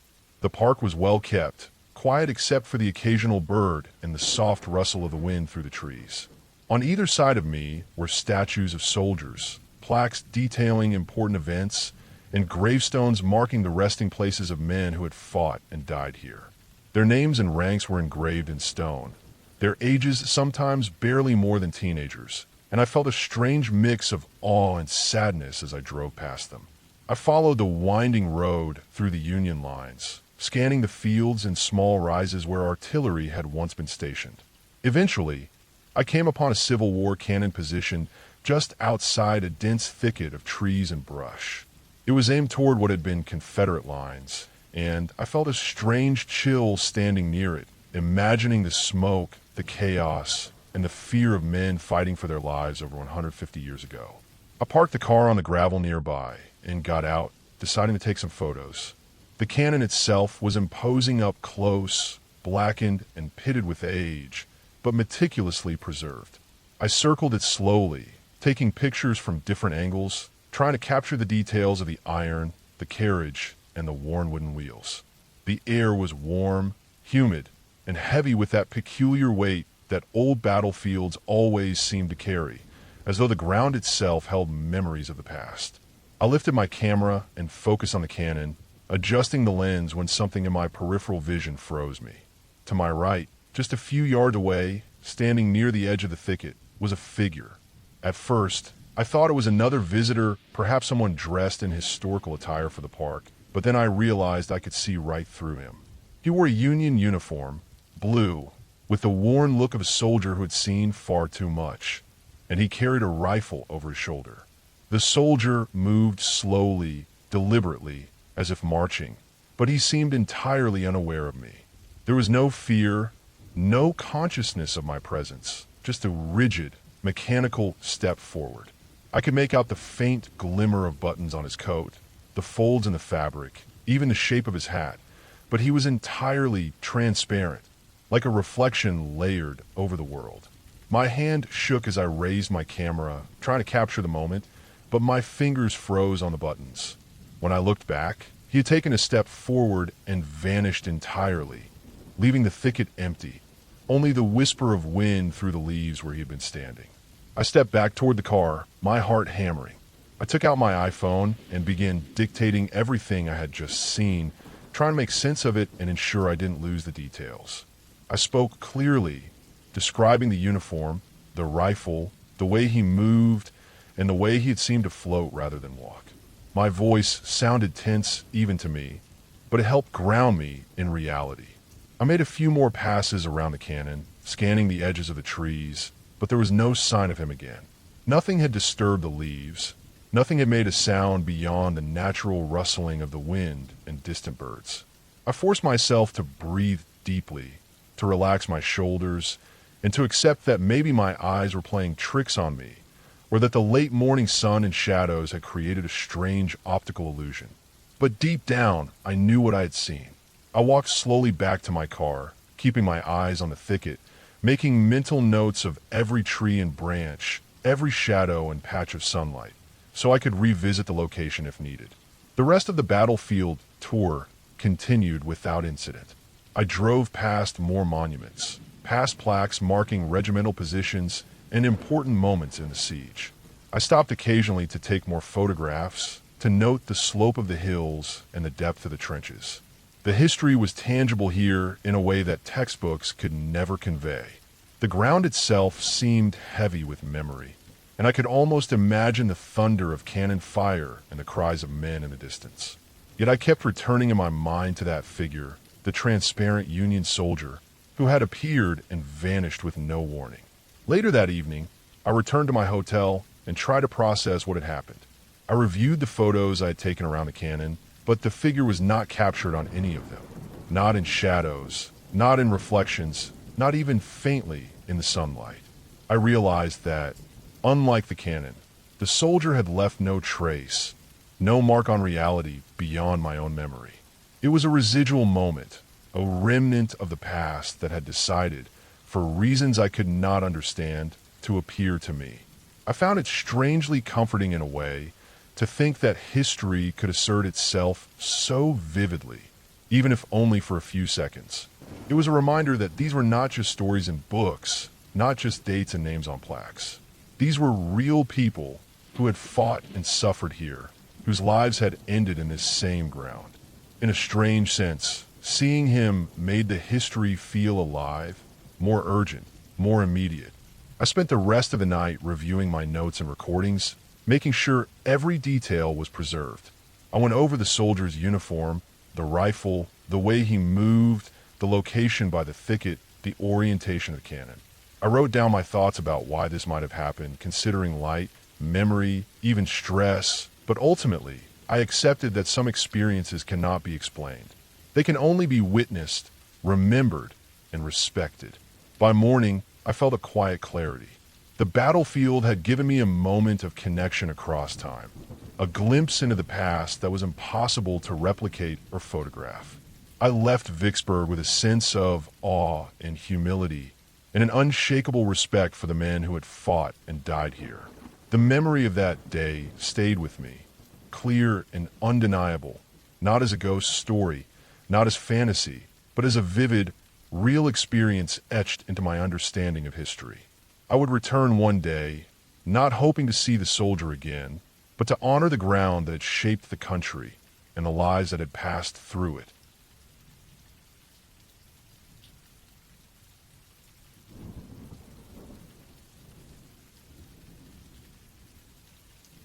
I had been driving for most of the afternoon with no real plan other than to get away from town and find a quiet place to sleep.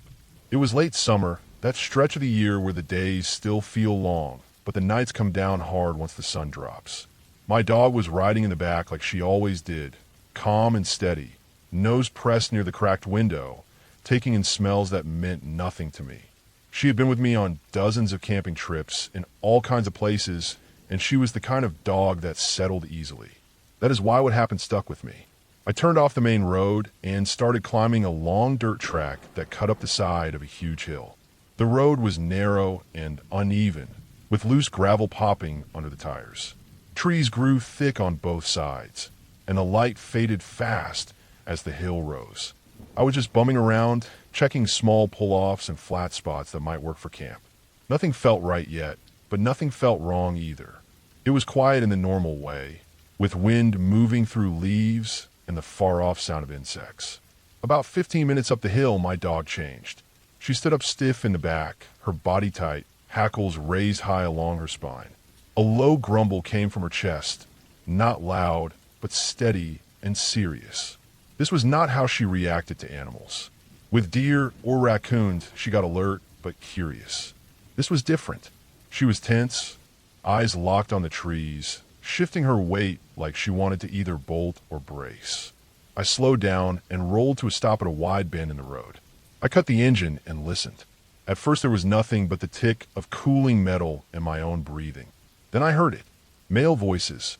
They were low and rough, more than one, and they sounded close. Too close. I could not make out a single word.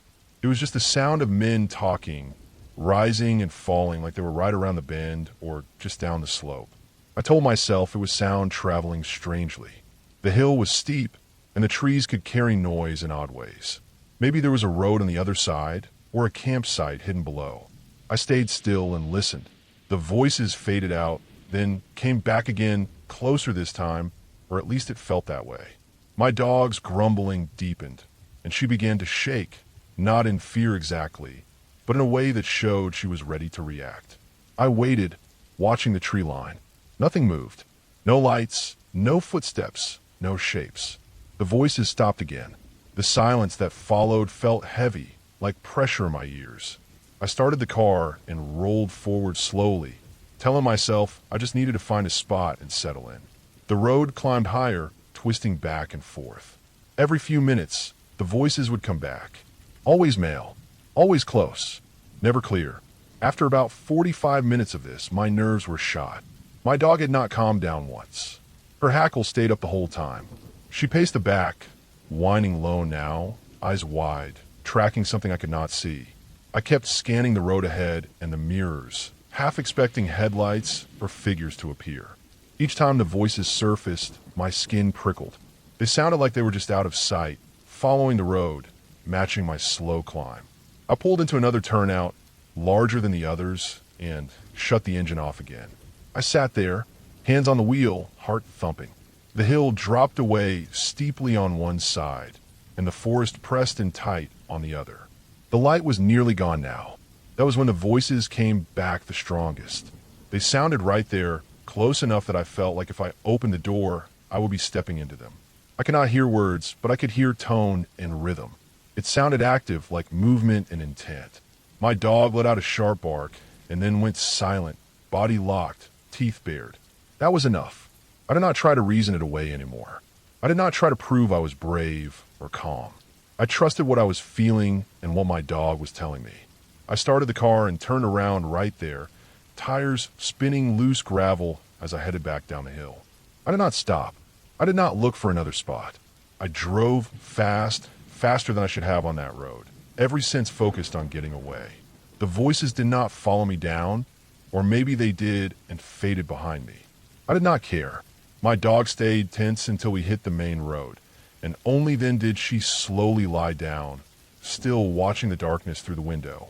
I went home that night. Sleep did not come easy. My mind kept replaying the sounds, the way they seemed to move, the way they never became clear.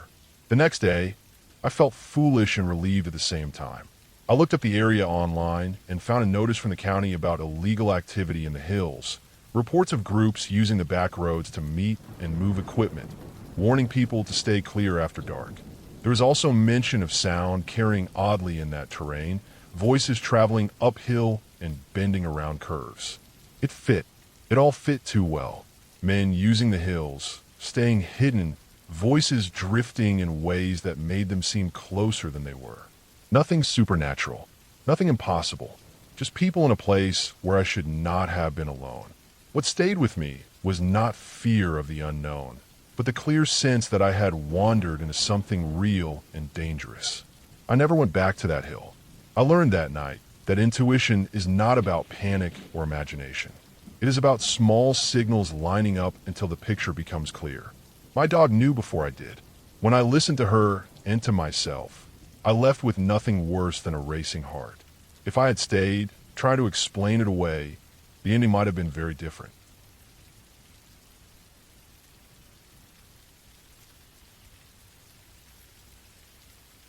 It started as a normal night at the campsite. The air was cool, the smell of pine and wet earth strong around us, and the faint crackle of a fire lingering from earlier in the evening. I was feeling comfortable, a little tired, just winding down after a long day of hiking and setting up camp, when I realized I needed to use the bathroom. It was around 10 o'clock, and the sky was black, the stars barely visible behind the dense canopy of trees that surrounded our little clearing.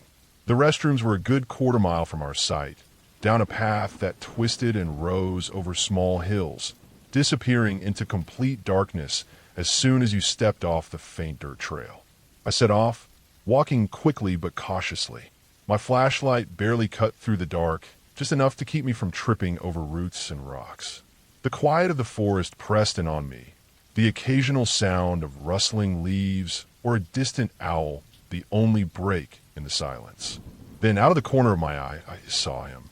My friend, stepping on a main path from a side trail that led to an unused campsite, maybe 50 yards away.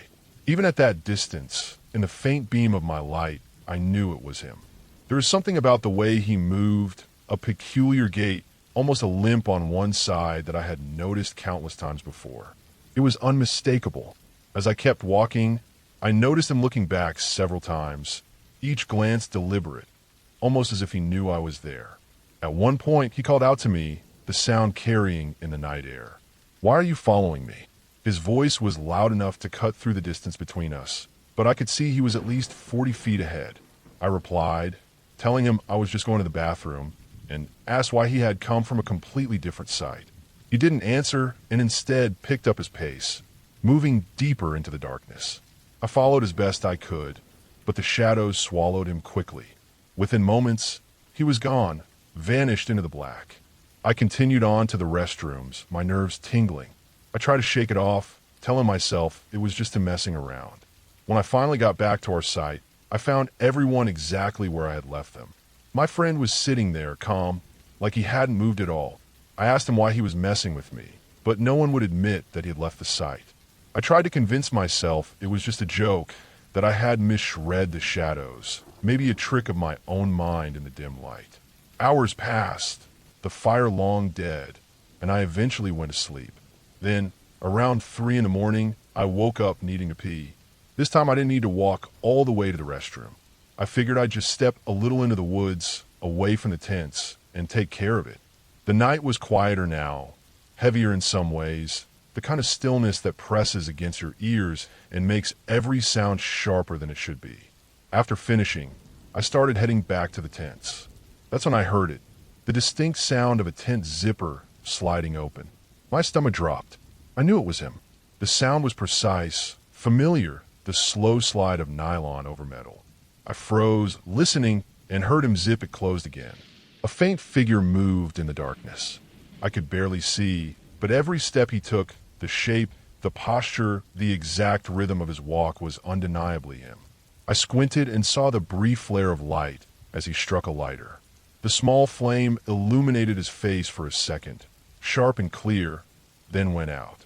He lit a cigarette, and the glow made his features even clearer as he inhaled and held it for a moment. He said something. I could hear it. "Can you hear me?" The words were deliberate, quiet at first, but I replied anyway, unsure if he expected a response. Then, louder this time, "Can you hear me?" My pulse was racing. I called out again, trying to understand what was happening, but he didn't answer. He shook his head slowly, almost dismissively, and started walking toward the cars, maybe 30 feet away. My mind was screaming that he was playing a joke, but something about the way he moved, the certainty of his presence, made my stomach knot. I followed him, keeping my distance, and he vanished behind one of the vehicles. I rounded the corner, and he was gone. Frustrated and angry, I turned back toward the tents. His tent was still zipped up, and faint snoring confirmed he was inside. I stopped for a moment, heart racing, trying to reconcile what I had just seen with the reality before me. I'd seen him clearly, heard him clearly, watched him walk and light his cigarette, and yet here he was inside the tent, apparently asleep. I was slightly inebriated, but not enough to hallucinate, and the precision of his movements, the sound of the lighter, the gait, all of it was too real to dismiss. Morning came, and everything was back to normal. He acted like nothing had happened, denying that he had ever left his tent or walked through the woods. I tried to rationalize it. Maybe a friend from another group, someone with a similar build and gait, maybe even my mind playing tricks, but the memory was too vivid, too specific. I checked the surrounding areas, the paths, the underbrush, the cars, and even the unused campsite, but there was no sign of anyone else. Everything was exactly as it should be. In the end, I had to accept it.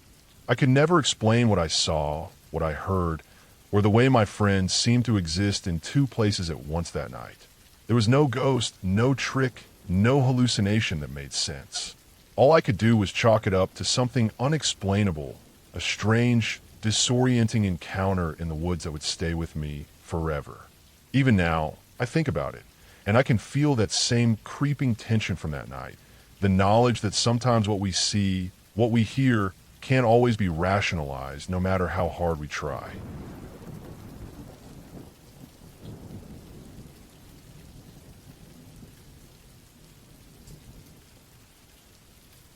I was a park ranger in the Northern Rockies, stationed at a remote section of the park that few visitors ever reached. My patrol area covered dense forest, steep ridges, and stretches of river that were more wilderness than anything else. The work was mostly routine, checking for illegal camping, ensuring trails weren't blocked, and monitoring wildlife. But could also be unpredictable, and the isolation meant you had to be prepared for anything. One late September week, I was assigned to a solo patrol of a sector deep in the backcountry. It was early morning when I loaded my gear into the truck, a full day pack with water, first aid, radio, food, flashlight, and a small survival kit. I drove the long gravel road until the truck could go no further, parked at the trailhead, and began hiking along a trail that wound along a narrow ridge. The air was crisp and smelled of pine and wet earth. Fog hung low in the valleys, obscuring the river below, and the trees were starting to turn gold and red with the first signs of autumn. For hours, my day was normal. I checked the trails, counted wildlife tracks, and noted a few areas where campers had left fire rings, which I dismantled. I moved cautiously, alert to any sign of people who might be lost or in trouble. By midday, I had reached a section of the trail that crossed a steep slope above a creek. The noise of the water below was loud, and the mist made everything seem damp and shadowed. I stopped on a flat rock to rest, ate a small lunch, and checked my map. The area was almost entirely untouched, and the feeling of isolation was intense, but it was part of the job, and I was used to it. I resumed hiking, descending toward the creek to inspect a washout on the trail. The ground was slick, the leaves wet and slippery. That's when I noticed something unusual, a series of deep footprints in the mud along the creek, far too large to be a hiker. The prints were spaced far apart, heavy and deliberate, and the way they pressed into the soft ground suggested a lot of weight. I followed them cautiously upstream, moving quietly, expecting maybe a lost hunter or someone in trouble. But as I moved closer, the prints became erratic, almost like the person had stopped and shifted suddenly, turning back, then going forward again. The further I went, the more uneasy I felt. The forest around me grew thicker, darker, and strangely silent. Birds had gone quiet, and even the wind through the trees had stopped. My radio crackled faintly, static and low, though I was still within range of the main ranger station. I paused and looked around. Something about the tracks made my stomach tighten. They weren't human. Not entirely. The stride was too long, the depth too heavy. My mind raced through possibilities: elk, bear, or maybe a large mountain lion. But the prints were flat-footed, almost human, and the claw marks were wrong. By late afternoon, the trail ended at a small clearing near the creek, and the prints stopped abruptly. There was no sign of whoever or whatever had made them. The area was littered with broken branches, as if something had passed through in a hurry. I scanned the forest, the feeling of being watched creeping over me, a tension I knew all rangers understood. I kept my pack on and moved slowly back toward the trail, every sense alert. As I made my way down the slope, I heard a heavy snap behind me. I froze.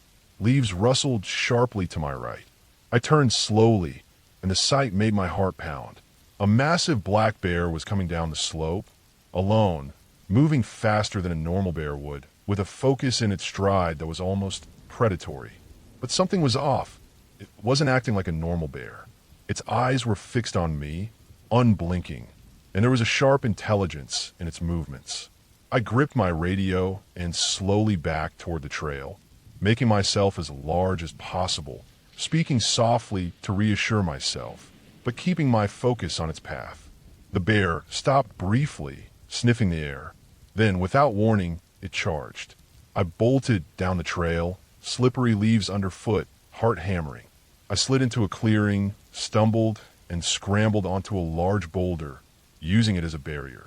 The bear circled below, growling low, heavy, moving with a terrifying speed and precision.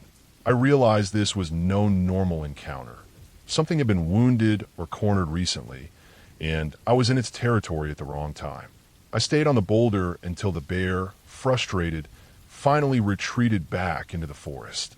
The sun was dropping low, and the shadows stretched long across the valley. My body was trembling, adrenaline coursing through me. I took a moment to calm myself, checked the trail behind me for any signs it might return, and slowly began my retreat back to the truck, moving carefully, avoiding the creek and the path where the prints had appeared. By the time I reached my truck, night had begun to settle over the forest. I drove slowly back toward the ranger station, still scanning the tree line. That night, I filed a detailed report. Wildlife officers later confirmed there had been a massive black bear in that sector, unusually large, likely a male, and aggressive, possibly recently injured. The tracks I had seen matched nothing in previous records. Probably a combination of a wounded bear dragging its claws and some natural oddities in the mud. But the experience stayed with me. From that day forward, I never underestimated the wilderness, even in areas I thought I knew. The forest is alive, unpredictable, and sometimes incredibly dangerous. That hike reminded me that no matter how much training or experience you have, out there you're always just one step away from encountering something raw, wild, and entirely outside human control. It was the most frightening day of my career as a ranger, and I remember every detail, the prints, the silence, the way the bear moved, and the sheer weight of isolation. It was real. It was dangerous. And I survived because I stayed alert, calm, and remembered everything I'd been trained to do.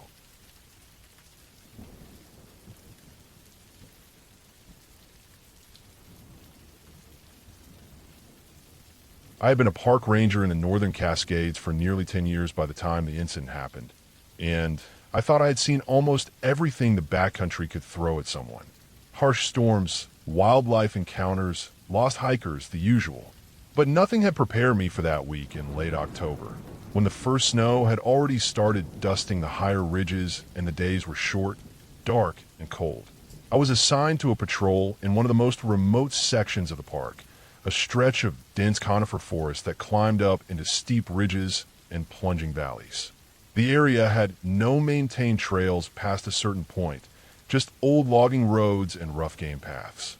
I was alone, my truck parked near the ranger station at the edge of the forest, a small stock of supplies in the back, a radio with spotty reception, and my standard gear: first aid, a headlamp, a compass, and a weatherproof map.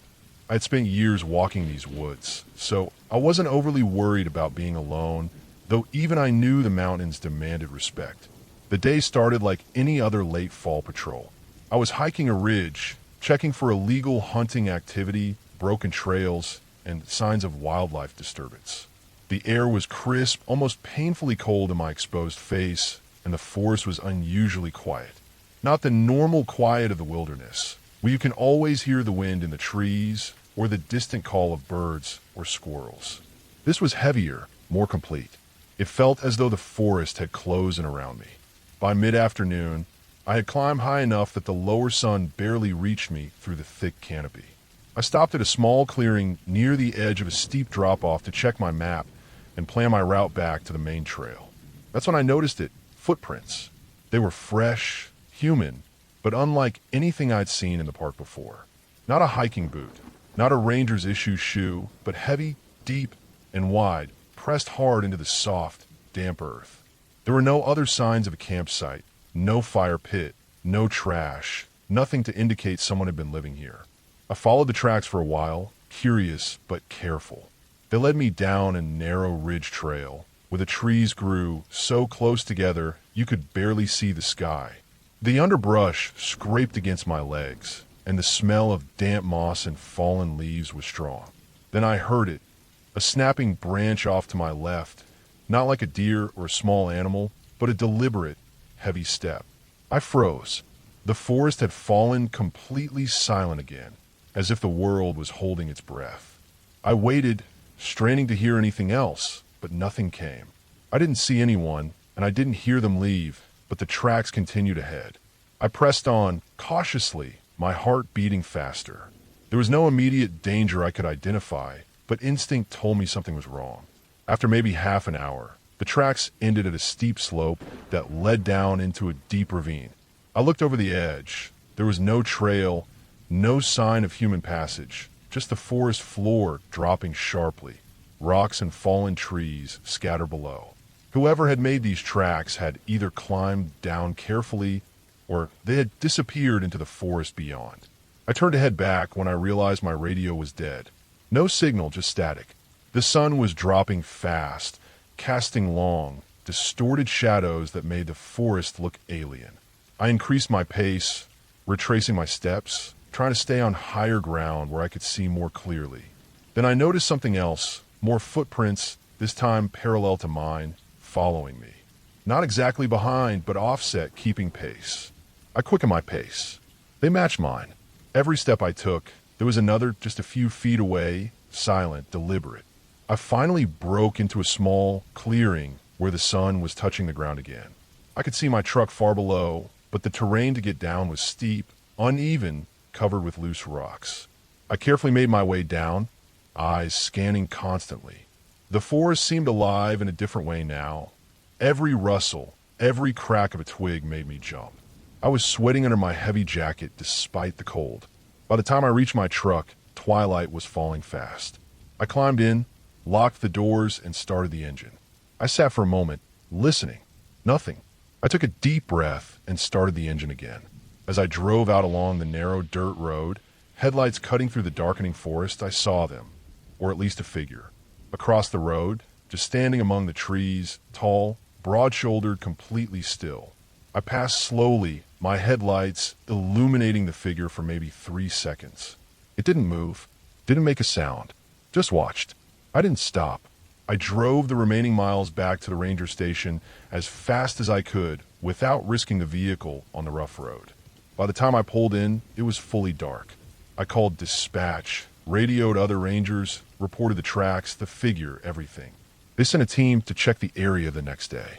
There was no one there. No footprints, no figure, nothing. Just the forest, empty and silent. It took me weeks to shake the feeling of being watched that day. Even now, whenever I patrol that section of the park, I double-check every ridge, every shadow, every break in the trees.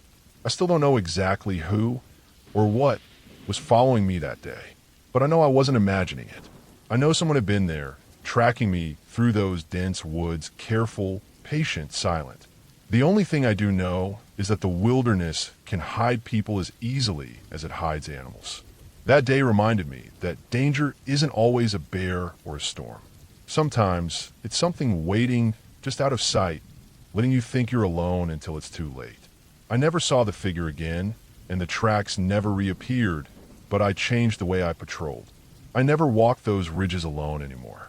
I always checked every clearing twice, and I always made sure my exit path was clear. In the end, it didn't matter what it was. What mattered was respect. The forest isn't just empty space. It's full of life, some of it human, some of it something else. That day, I learned that the wilderness can teach you lessons you never wanted, and that sometimes the scariest thing isn't what you see. It's what might be watching you, just beyond the trees.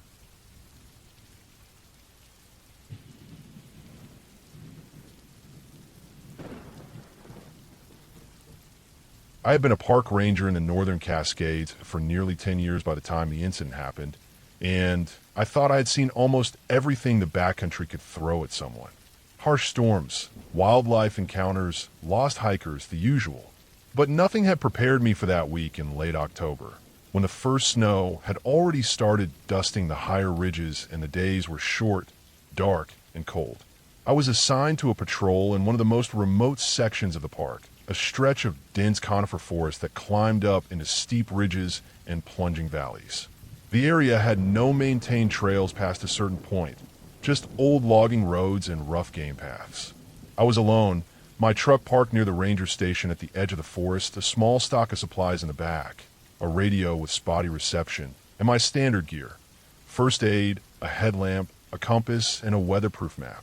I had spent years walking these woods, so I wasn't overly worried about being alone, though even I knew the mountains demanded respect. The day started like any other late fall patrol. I was hiking a ridge, checking for illegal hunting activity, broken trails, and signs of wildlife disturbance. The air was crisp, almost painfully cold in my exposed face, and the forest was unusually quiet. Not the normal quiet of the wilderness, where you can always hear the wind in the trees or the distant call of birds or squirrels. This was heavier, more complete. It felt as though the forest had closed in around me. By mid-afternoon, I had climbed high enough that the lower sun barely reached me through the thick canopy. I stopped at a small clearing near the edge of a steep drop-off to check my map and plan my route back to the main trail. That's when I noticed it, footprints. They were fresh, human, but unlike anything I'd seen in the park before. Not a hiking boot, not a ranger's issue shoe, but heavy, deep, and wide, pressed hard into the soft, damp earth. There were no other signs of a campsite, no fire pit, no trash, nothing to indicate someone had been living here. I followed the tracks for a while, curious but careful. They led me down a narrow ridge trail, where the trees grew so close together you could barely see the sky. The underbrush scraped against my legs, and the smell of damp moss and fallen leaves was strong. Then I heard it, a snapping branch off to my left, not like a deer or a small animal, but a deliberate heavy step. I froze. The forest had fallen completely silent again, as if the world was holding its breath. I waited, straining to hear anything else, but nothing came. I didn't see anyone, and I didn't hear them leave, but the tracks continued ahead. I pressed on, cautiously, my heart beating faster. There was no immediate danger I could identify, but instinct told me something was wrong. After maybe half an hour, the tracks ended at a steep slope that led down into a deep ravine. I looked over the edge. There was no trail, no sign of human passage, just the forest floor dropping sharply, rocks and fallen trees scattered below. Whoever had made these tracks had either climbed down carefully or they had disappeared into the forest beyond. I turned to head back when I realized my radio was dead. No signal, just static. The sun was dropping fast, casting long, distorted shadows that made the forest look alien. I increased my pace, retracing my steps, trying to stay on higher ground where I could see more clearly. Then I noticed something else, more footprints, this time parallel to mine, following me. Not exactly behind, but offset, keeping pace. I quickened my pace. They matched mine. Every step I took, there was another just a few feet away, silent, deliberate. I finally broke into a small clearing where the sun was touching the ground again. I could see my truck far below, but the terrain to get down was steep, uneven, covered with loose rocks. I carefully made my way down, eyes scanning constantly. The forest seemed alive in a different way now. Every rustle, every crack of a twig made me jump. I was sweating under my heavy jacket despite the cold. By the time I reached my truck, twilight was falling fast. I climbed in, locked the doors, and started the engine. I sat for a moment, listening. Nothing. I took a deep breath and started the engine again. As I drove out along the narrow dirt road, headlights cutting through the darkening forest, I saw them, or at least a figure. Across the road, just standing among the trees, tall, broad-shouldered, completely still. I passed slowly, my headlights illuminating the figure for maybe 3 seconds. It didn't move, didn't make a sound, just watched. I didn't stop. I drove the remaining miles back to the ranger station as fast as I could without risking the vehicle on the rough road. By the time I pulled in, it was fully dark. I called dispatch, radioed other rangers, reported the tracks, the figure, everything. They sent a team to check the area the next day. There was no one there. No footprints, no figure, nothing. Just the forest, empty and silent. It took me weeks to shake the feeling of being watched that day. Even now, whenever I patrol that section of the park, I double-check every ridge, every shadow, every break in the trees. I still don't know exactly who or what was following me that day, but I know I wasn't imagining it. I know someone had been there, tracking me through those dense woods, careful, patient, silent. The only thing I do know is that the wilderness can hide people as easily as it hides animals. That day reminded me that danger isn't always a bear or a storm. Sometimes it's something waiting just out of sight, letting you think you're alone until it's too late.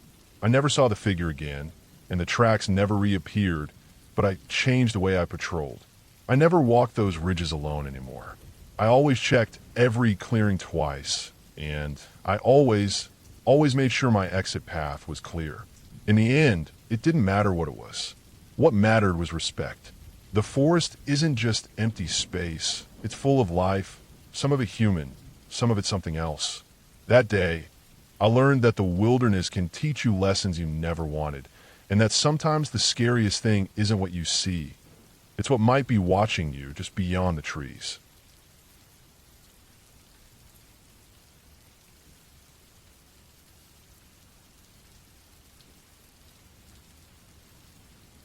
I spent most of my adult life believing that working alone in quiet places would make me calmer. But the older I get, the more I realize that long stretches of silence can play tricks on you in ways that loud places never do. The story I'm about to tell happened during a time when I was trying to reset my life by doing long solo drives in empty areas, staying in cheap motels, hiking alone, and trying to convince myself that stillness was the same as peace. It wasn't. What happened proved to me that sometimes the most dangerous things are not hidden or supernatural.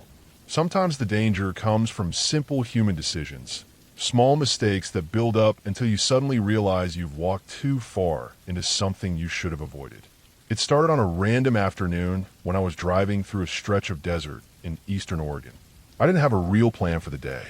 I was following small roads just to see where they went, stopping wherever I felt like stopping. That area is full of open land, long dry valleys, ridges that look like someone carved them with a knife, and miles of nothing between each patch of civilization. The sky always felt too big there, almost heavy, like the light pressed down on you. I liked it because it made me feel like the world was still too large for humans to fully control. I had been driving for hours when I saw a dirt road splitting off to the right. It wasn't marked, and it looked old, with deep tire ruts that had hardened under the sun. I slowed down, stared at it for a few seconds, and then turned onto it. I don't know why. Maybe it was boredom. Maybe I just liked the idea of going somewhere that didn't look like it led to anything. The dirt road stretched out toward a cluster of low hills. Heat waves were rising off the ground, making the horizon shimmer like it was melting. I drove along that road for a while, maybe 20 minutes, until it narrowed so much that I was afraid of getting stuck. I parked off to the side, grabbed my small pack, and continued on foot.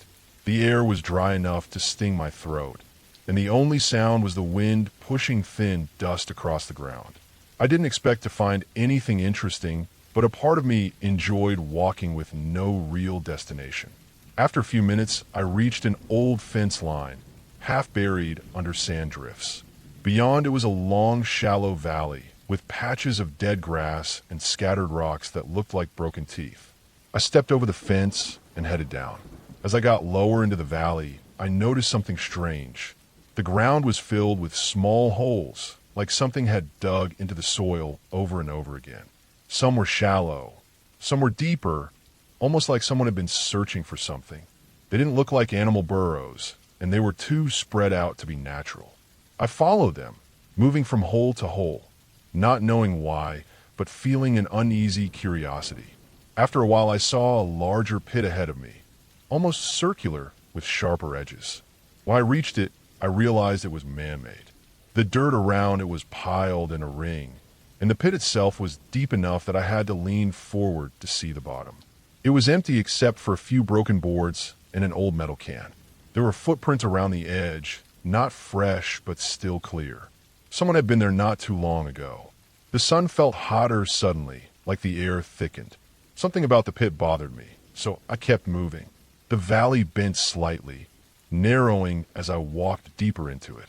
The smell of dry soil hung heavy in the air, and I kept wiping sweat from my forehead as it ran down into my eyes. After a few minutes, I came across another set of pits, wider and arranged almost in a line.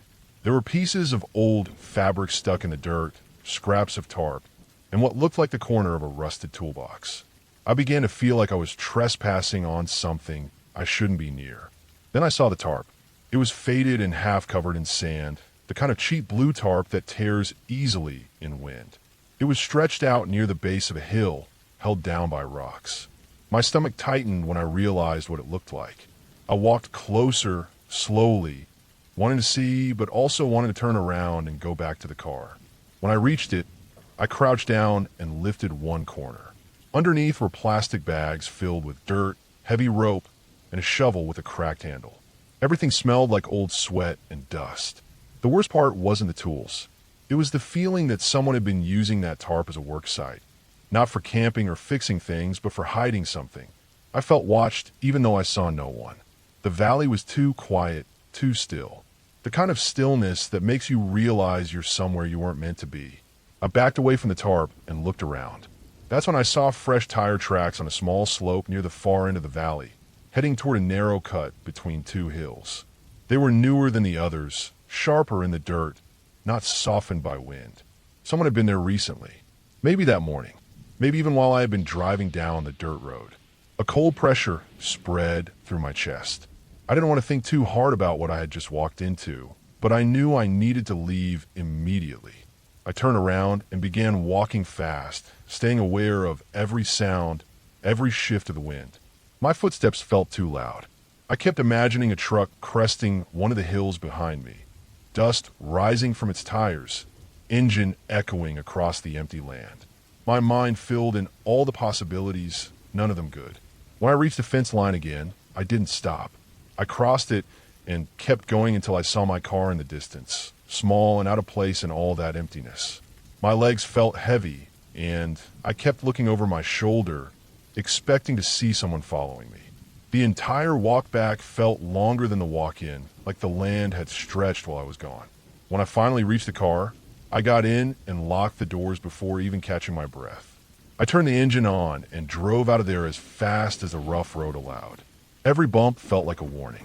I didn't stop until I reached the main highway again, and even then I sat there for a moment, breathing hard, trying to calm myself.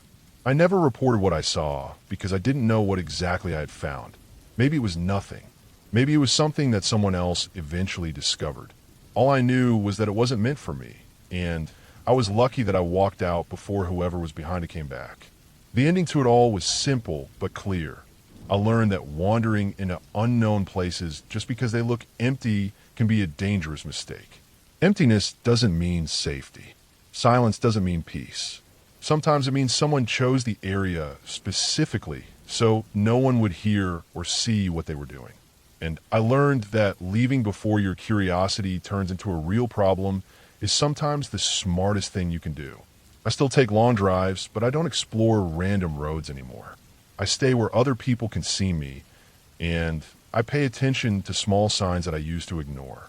Because that valley taught me that danger doesn't need to look dramatic. It can hide in a place so quiet that the only warning you get is the feeling in your own gut. I listened to that feeling that day, and that's the only reason I walked out untouched.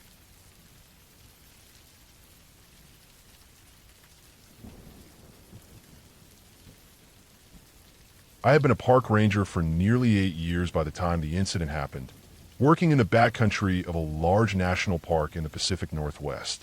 The park was mostly wilderness, deep forests, steep ridges, and rivers that ran clear but cold. I was used to the isolation, the long hours, and the occasional sense of being watched by nature itself. But nothing could have prepared me for what I encountered one late spring evening. It started as a normal patrol. I was assigned to check some of the old fire lookouts and trailheads in a remote section of the park. The roads were mostly gravel and dirt, narrow and twisting, sometimes barely wide enough for my ranger truck. I had a full tank, my radio, GPS, and the usual survival kit, but I still felt that familiar tension in the back of my neck, the one that comes from knowing you are hours away from help. The forest was thick, the trees tall, their roots sprawling across the dirt roads like the veins of some ancient creature. I remember the smell of damp earth and pine, the occasional splash of water as I drove past small creeks. I stopped at an old, rarely used trailhead around late afternoon. The gate was rusted, the wooden sign peeling, and the trail looked overgrown, but nothing out of the ordinary. I did a quick check, marked some notes in my logbook, and continued on the dirt road. The sun was dipping low behind the mountains, casting long shadows across the forest. That's when I noticed tire tracks, fresh ones. Someone had driven down the road recently, but there hadn't been any vehicles registered for that area in weeks. I parked the truck, deciding to follow the tracks on foot. I was carrying my backpack with emergency supplies, my flashlight, a map, and my sidearm. The forest was quiet, almost unnervingly so. Birds had mostly gone silent, and even the wind seemed to hold its breath. The tracks led into a narrow ravine, and I had to scramble over rocks and fallen logs to keep following them. The forest grew denser, the canopy blocking the remaining sunlight. Hours passed. My flashlight beam cut through the darkness, bouncing off moss-covered trees and wet stones. The tracks eventually led to a small clearing, but there was no vehicle, no campsite, nothing, just the tracks ending abruptly. That's when I noticed it. Footprints, not boots, but bare feet, leading deeper into the woods. My stomach sank. The forest at night was a different world. Every snap of a twig sounded like a gunshot. Every rustle in the underbrush made me pause, hand tightening around my flashlight. I followed the footprints cautiously, trying not to make a sound. The ground grew marshy, and soon I was wading through mud and shallow water. That's when I saw them, small objects stuck in the mud, pieces of clothing torn and dirty. My mind raced. I knew this wasn't some harmless hiker who lost their way.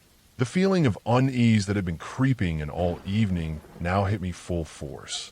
I took a deep breath, forcing myself to think logically. I radioed my location and situation, giving coordinates and descriptions, but my radio crackled and mostly went dead, typical in that part of the park. Night fell completely. I knew I had to make a decision. Turning back meant retracing steps through terrain that could hide anything. Pressing forward felt like stepping into a trap. I chose to head uphill, hoping to reach a ridgeline where I could get a clear view and maybe spot my truck or signs of anyone else. The climb was brutal. Roots grabbed at my boots, rocks threatened to slide beneath my weight, and my flashlight barely penetrated the darkness. Somewhere behind me, I thought I heard something move, something large, maybe 200 or 300 pounds, but I never saw it. Finally, I reached a ridge just as the moon rose high enough to cast silver light across the trees. From there, I saw it, the outline of a small campsite. Someone had burned a fire recently. The flames were long gone, but the ashes were warm. I approached carefully, scanning the perimeter. There were remnants of food, a tarp, and crude footprints leading toward the edge of cliff. I froze, realizing someone, or something, had been here, and I had no idea who or what it was. I stayed until first light, keeping low, moving quietly. When the sun rose, I could see tracks leading down into the valley where a small stream ran. I followed until I found the tracks returning to the main park road. By mid-morning, I was back at my truck. The tire tracks were gone, washed away by the early morning mist and dew, as if they had never existed. I filed the report, noting everything I saw, but no one ever found out who or what had been in that clearing. I never saw anything supernatural, no strange creatures, just a very real, very human fear. That sometimes people venture into the wilderness unprepared or with intentions they shouldn't, and the forest doesn't forgive mistakes. I spent the rest of that week patrolling, hyper-aware of every sound, every shadow, and every footprint. I never found the person who had made those tracks, but I learned something about the wilderness I hadn't understood before. It's patient, observant, and capable of showing you exactly how small and vulnerable you are. The fear didn't fade. Every time I drove that stretch of road, I remembered the silence, the mud, the abandoned campsite, and the realization that someone had been so close to disappearing entirely without a trace. But I survived. I made it back to the truck, back to safety, back to civilization. And I carry that lesson with me. Respect the forest, respect its dangers, and never assume you're alone, even when no one else is around.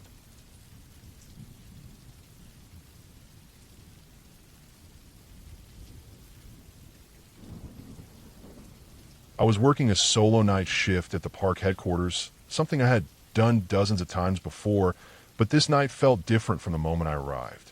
The sun had just set, and the sky was a dark, heavy blue that seemed to press down on the forest around the headquarters. I was responsible for patrolling a stretch of trail that cut through a thick part of the forest, a section that was miles away from any main road or trailhead. Usually, it was quiet out there. Too quiet sometimes. I loaded up my Jeep with the standard night patrol equipment: flashlights, radio, first aid kit, ranger jacket, and a shotgun tucked carefully under the passenger seat. The trail I needed to check was narrow, uneven, and lined with dense pines that blocked most of the moonlight. I could already hear the normal night sounds: frogs, distant owls, the occasional rustle of deer in the brush. But there was something else tonight, a subtle tension in the air I couldn't put my finger on.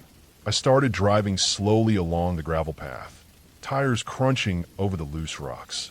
Every few minutes I stopped, shining the flashlight through the trees, checking for fallen branches or anything unusual. About half an hour in, I noticed something odd: tracks along the dirt, leading off the trail and disappearing into the forest. They were large, definitely not human, and the spacing suggested something moving quickly on four legs. Mike had told me it was probably a large dog or a coyote. Nothing too alarming, but there was a feeling in the pit of my stomach that something wasn't right. I continued down the trail. The deeper I went, the darker it became. The flashlight beam bounced off the trees in uneven patches, creating long shadows that seemed to move when I didn't move. I passed a small creek and stopped for a moment, listening. The wind was picking up, making the pine needles whisper, and the water in the creek gurgled over rocks with a sound that was somehow sharper in the night than during the day. Then I heard it, a crack like a branch snapping, maybe 10 yards off the trail. My first thought was a deer or a coyote, but the sound had weight to it, a deliberate force. I froze, scanning with the flashlight, and then it happened again, closer this time. My heart rate picked up. I radioed to my location, noting that I was on Trail 7, but there was no reply. Sometimes the radio lost signal in this section. It was normal. I told myself to stay calm and keep moving. As I drove, I noticed more tracks along the trail, hoof prints this time, but they weren't deer. They were too large and misshapen, cloven, deep in the soft earth. Whoever or whatever made them have been moving fast, and I realized they were following the trail I had just driven it on. The thought made me uneasy, but I brushed it aside. There was no one in this part of the park at night, at least not legally. I reached a clearing where the trail forked, and I slowed down. That's when I heard it again, closer, unmistakable, the sound of heavy footsteps crunching leaves behind me. I shined the flashlight in the direction, and for a brief second, I thought I saw movement between the trees, a large shadow shifting. My heart jumped, and I gripped the steering wheel tighter. The footsteps stopped, but I could feel a presence. I decided it was time to leave the trail and head back toward headquarters. The drive back was tense.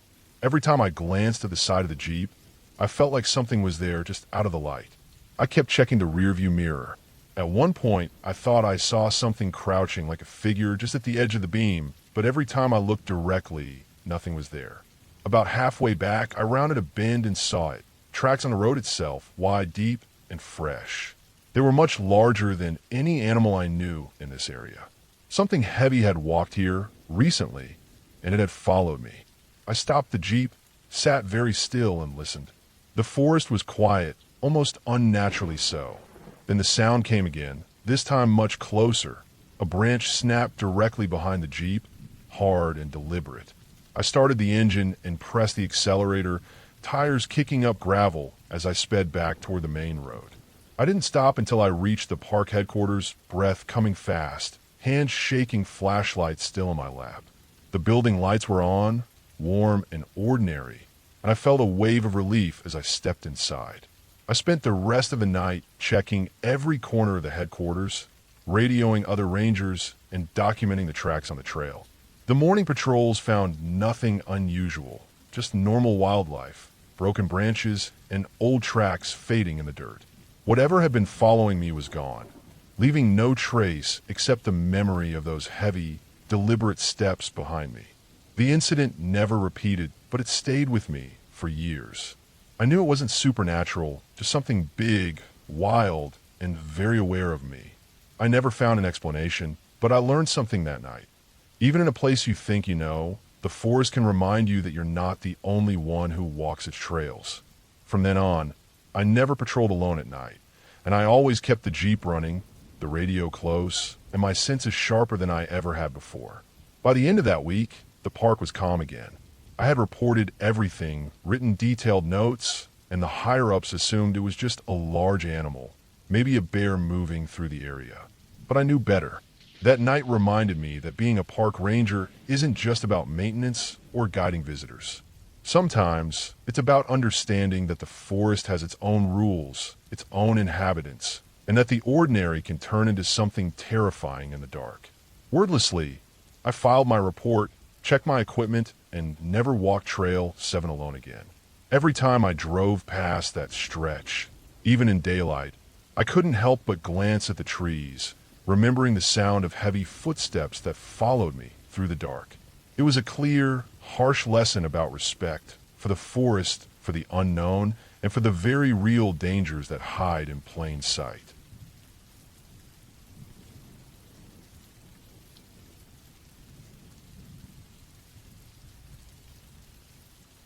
I've been a park ranger for nearly a decade, mostly in the northern forest where the land is thick with pine and fir. The one place that left a mark on me wasn't a haunted cabin or a cursed trail. It was just a normal summer patrol that spiraled into something I still replay in my mind. It was early July, the air sticky and heavy with humidity, the kind that made your shirt stick to your back no matter how thin it was. The park was quiet that week.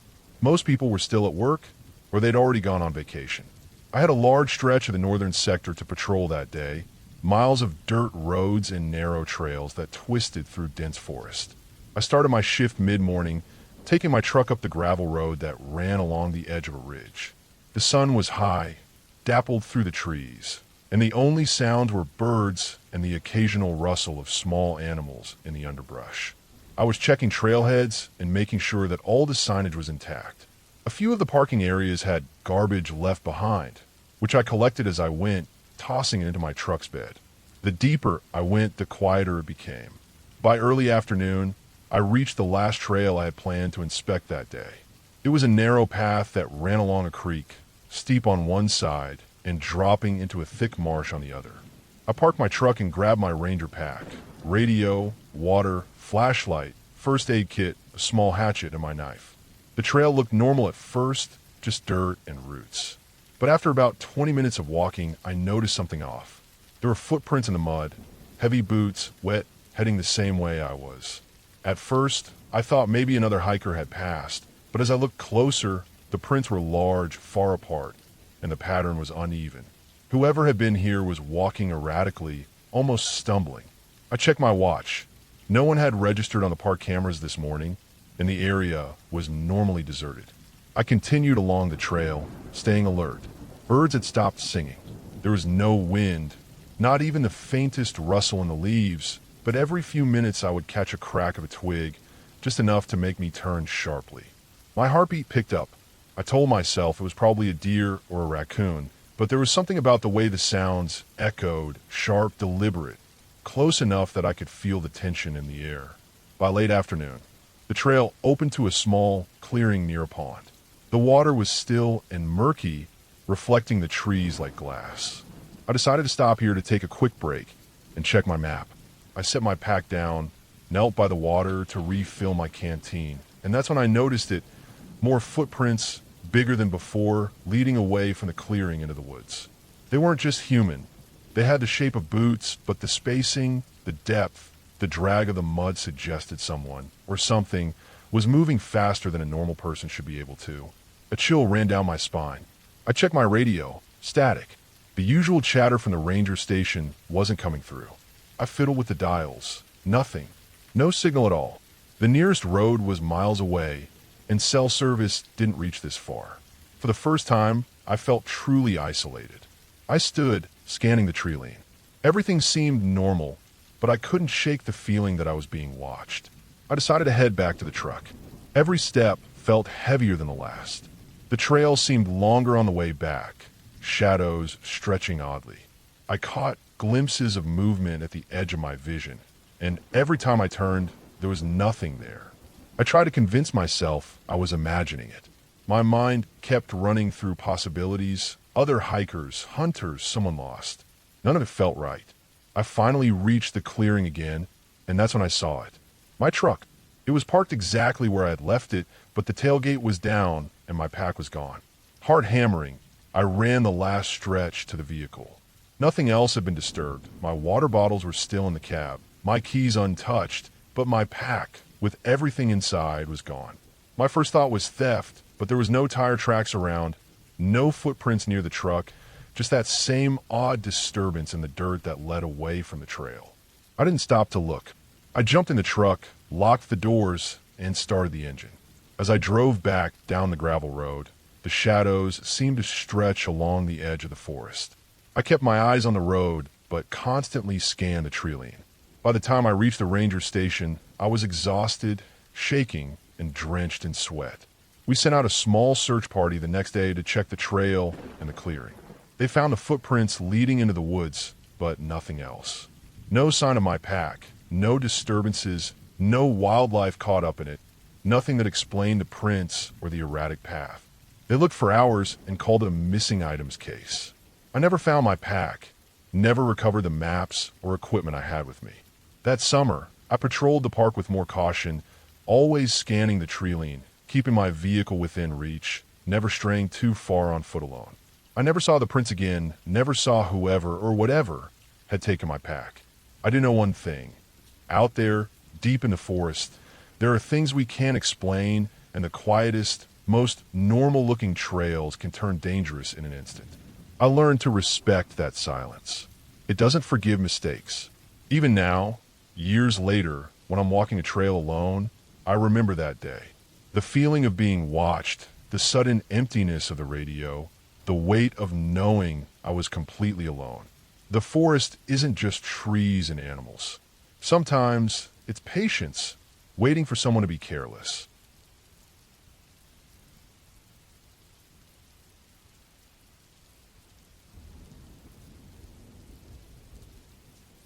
I have been a park ranger for nearly 10 years, mostly in remote areas where the only sounds at night were the wind through the trees and the occasional distant howl of a coyote. I liked the solitude. It made the job feel alive, connected to the land in a way you couldn't get behind a desk. That spring, I was assigned to a section of forest that stretched hundreds of miles with no real roads, just dirt trails barely wide enough for a four-wheel drive. It was early April, and the snow had just started to recede, leaving the ground wet and slippery, covered in the soggy remains of the previous winter. My shift started in the afternoon, just as the sun was beginning to dip below the horizon. I loaded my Ranger truck with all the essentials: radio, extra batteries, flares, first aid kit, water, and a thermos of coffee, and drove down the main access road. The forest was thick here, the trees close together, casting long, jagged shadows even before dark. I was checking traps and trail cameras for wildlife studies, but I was also there to monitor illegal activity. Poaching and unauthorized camping had been reported in the area, and being alone in the field meant I was the first line of defense. The first part of the evening was uneventful. I walked the northern ridge, checking the cameras, making notes, snapping photos. The forest was eerily quiet. No birds, no rustling. Even the wind had died down. By the time I reached a small clearing near a creek, the light was fading fast. I set up my flashlight and radio, crouched down to check a trail camera, and noticed tracks in the mud. They were fresh, not more than a few hours old. Human, but larger than mine, and the stride was long. I scanned the area with my flashlight. Nothing. Just the creek, the trees, and the slowly darkening sky. I decided to follow the tracks a little, mostly out of curiosity. They led into thicker woods, where the branches clawed at my jacket and the ground was slick with mud and fallen leaves. My flashlight illuminated the tracks, showing how deep they were, as if whoever made them was carrying weight. I kept moving cautiously, radio in hand, thinking it was probably some hunter who hadn't registered with the park. But the deeper I went, the more the forest seemed to swallow up sound. My own footsteps sounded loud. The occasional snap of a branch behind me made me turn sharply, but every time there was nothing. At some point, I realized the tracks were leading me uphill away from any of the marked trails I knew. The trees grew denser, the underbrush thicker, and the air smelled wet, almost metallic. I stopped and crouched behind a large oak, trying to get my bearings. My heart was pounding, but I tried to stay calm. I told myself it was just a poacher or hiker. Then I heard it, a low, steady sound of heavy breathing, not far from me. I froze. The tracks had led me here, and now something else was here too. I could hear the mud squish as whatever was shifted weight. It wasn't an animal. This was human. I moved slowly backward, trying to retrace my steps, but the ground had become a mix of mud and decaying leaves. My boots slipped. I cursed under my breath. The breathing got louder, closer, and suddenly I realized I was being followed. My flashlight beam caught a figure in the distance, half hidden by shadows. A man, wearing dark clothes, carrying a large bag over his shoulder. He froze when he saw the light, then slowly started moving toward me. My instinct screamed to run, but I also knew I had to stay aware. The last thing I wanted was to trip or fall in the mud. I turned and bolted downhill, slipping and sliding with every step, try to get back to the main trail.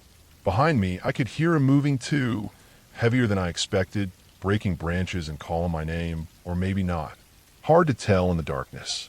I focused on the sound of the creek I had passed earlier, knowing that would lead me back to the Ranger truck. The mud was sucking in my boots, branches tore my jacket and hat.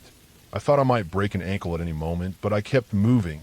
Finally, after what felt like forever, I burst out of the dense trees onto the clearing where my truck was parked. My heart was racing, my clothes torn, my hands and face streaked with mud. I jumped into the cab, locked the doors, and started the engine. The headlights cut through the darkness, and I scanned the tree lane. There was no one there. Nothing. Just a forest, silent again. I drove back along the dirt road, keeping my eyes on the shadows, flashlight on high beam, radio crackling faintly with static. I reported the tracks and the encounter, noting the direction he had come from, though I wasn't sure he had seen me the way I thought. By the time I got back to the ranger station, I was exhausted, muddy, and more alert than I had ever been on a shift. My supervisor checked the radios and logs. Nothing unusual had been reported. The area was checked the next day, and no traces of the man were found except the tracks. It was a reminder of how alone you really are in the forest, how easily the land can swallow you, and how careful you have to be. For weeks afterward, I stayed on edge whenever I patrolled that section. I carried extra supplies, avoided going alone when possible, and kept a hand on my firearm more than usual. It wasn't fairy tale fear or ghosts. It was real. Human real. Dangerous. And I had been lucky that night to get out without a confrontation. Even now, when I walk the forest trails, I think about that night, about the sound of footsteps behind me and the shape in the dark. It reminds me that being a park ranger isn't just paperwork and wildlife studies. It's being the first to face the unknown in the woods, where the shadows are deep and some dangers were a human face. That encounter didn't end in disaster, but it left a mark, a lesson in respect, caution, and the raw unpredictability of the wilderness. And in this job, those lessons are worth more than any badge or paycheck.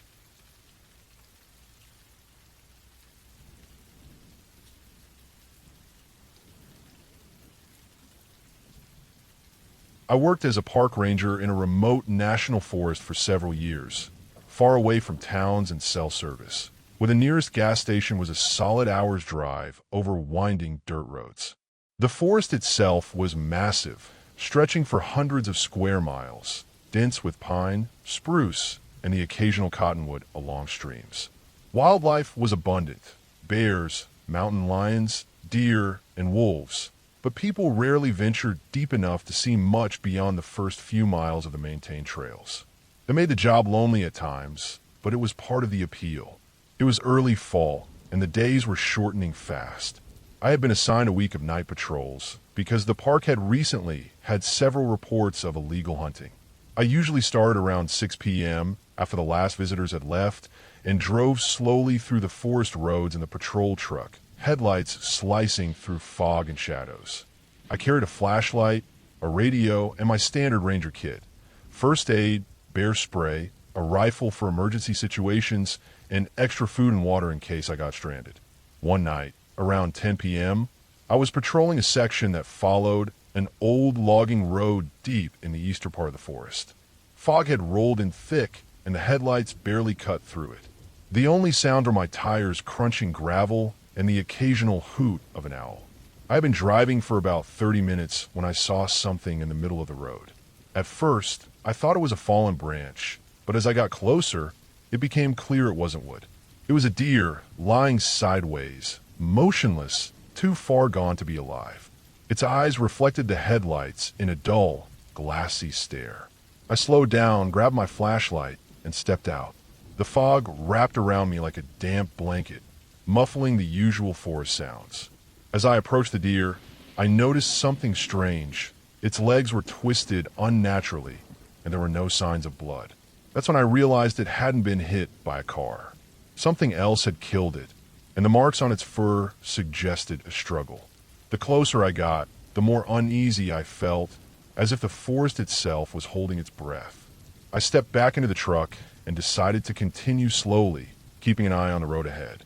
About half a mile further, I noticed tire tracks in the mud beside the road. They weren't fresh, but the pattern was unusual, like someone had driven a small, off-road vehicle in a zigzag, then turned around and gone back. That didn't make sense. No one was supposed to be out this far at night. I made a mental note to follow up in the morning, but I felt the first prickles of unease crawl up my spine. I continued for another 20 minutes, reaching a clearing where an old ranger station used to sit. The structure had long since burned down, leaving only charred timbers and overgrown brush. I usually avoided this area at night. It had an eerie reputation even among the veteran rangers.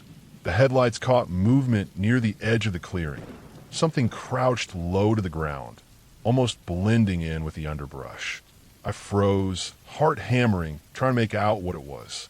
After a long moment, it darted behind a tree, and I caught only a glimpse of the pale glint of metal, possibly a gun or some tool. I switched the truck into four-wheel drive and drove around the clearing slowly. My mind raced through possibilities. Poachers, someone camping illegally, maybe even someone lost. Whoever it was, they were hiding, watching. I didn't call in backup yet. The radio signal was weak, and I wanted to make sure I had a handle on the situation before alerting anyone. Minutes passed like hours. I drove past the clearing, turned down a side road, and then something hit the truck. Not hard, but enough to make the tires skid slightly. My heart jumped. I jumped out, flashlight sweeping the ground. Nothing. The fog swallowed the forest again, and the world felt impossibly still. Then I heard it, the faintest crunch of leaves coming from behind the truck. Slow, deliberate steps. I wasn't imagining it.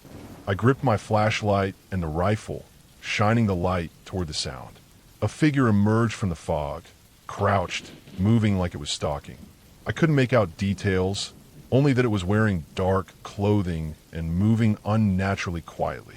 I barked a command to halt, even though I wasn't sure the person would hear it. The figure froze for a moment, then disappeared again into the fog. That's when I realized I had been surrounded, or at least the sense of being watched was all around me. I decided I couldn't stay there any longer. I jumped into the truck, locked the doors, and drove toward the nearest ranger outpost, headlights cutting through the fog. The entire way, I kept glancing in the mirrors, half expecting the figure to appear on the road behind me. Nothing followed. I radioed in as soon as I had a signal, reporting a possible poacher, and described the vehicle tracks and the figure. Backup arrived within the hour, but by the time they got there was no sign of anyone. The deer was gone too, though the tracks were still visible. The next day, we scoured the area, found the tracks, and identified that someone had indeed been hunting illegally. The deer had been killed deliberately, and the tracks showed multiple people moving stealthily through the forest. They had left no trace of their presence after that night.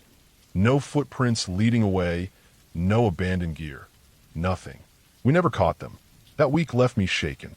The forest, so familiar and safe in daylight, transformed at night into something unpredictable, something that reminded me how small and vulnerable I really was. I continued my patrols, but always with extra caution. Every shadow, every sound reminded me of that night. Eventually, the illegal hunting problem was solved, not by catching the perpetrators directly, but because increased patrols and surveillance made the forest too risky for them. I still drive those roads at night, sometimes. I know the forest is quiet, but I also know how easily that quiet can be broken, and how unprepared a person can be if they underestimate the wilderness and the people who exploit it. That night became a benchmark for me, a constant reminder that being a park ranger isn't just about helping hikers or checking permits. Sometimes it's about facing the unknown and surviving it. No one watching, no one helping, and no explanation for the danger except your own instincts.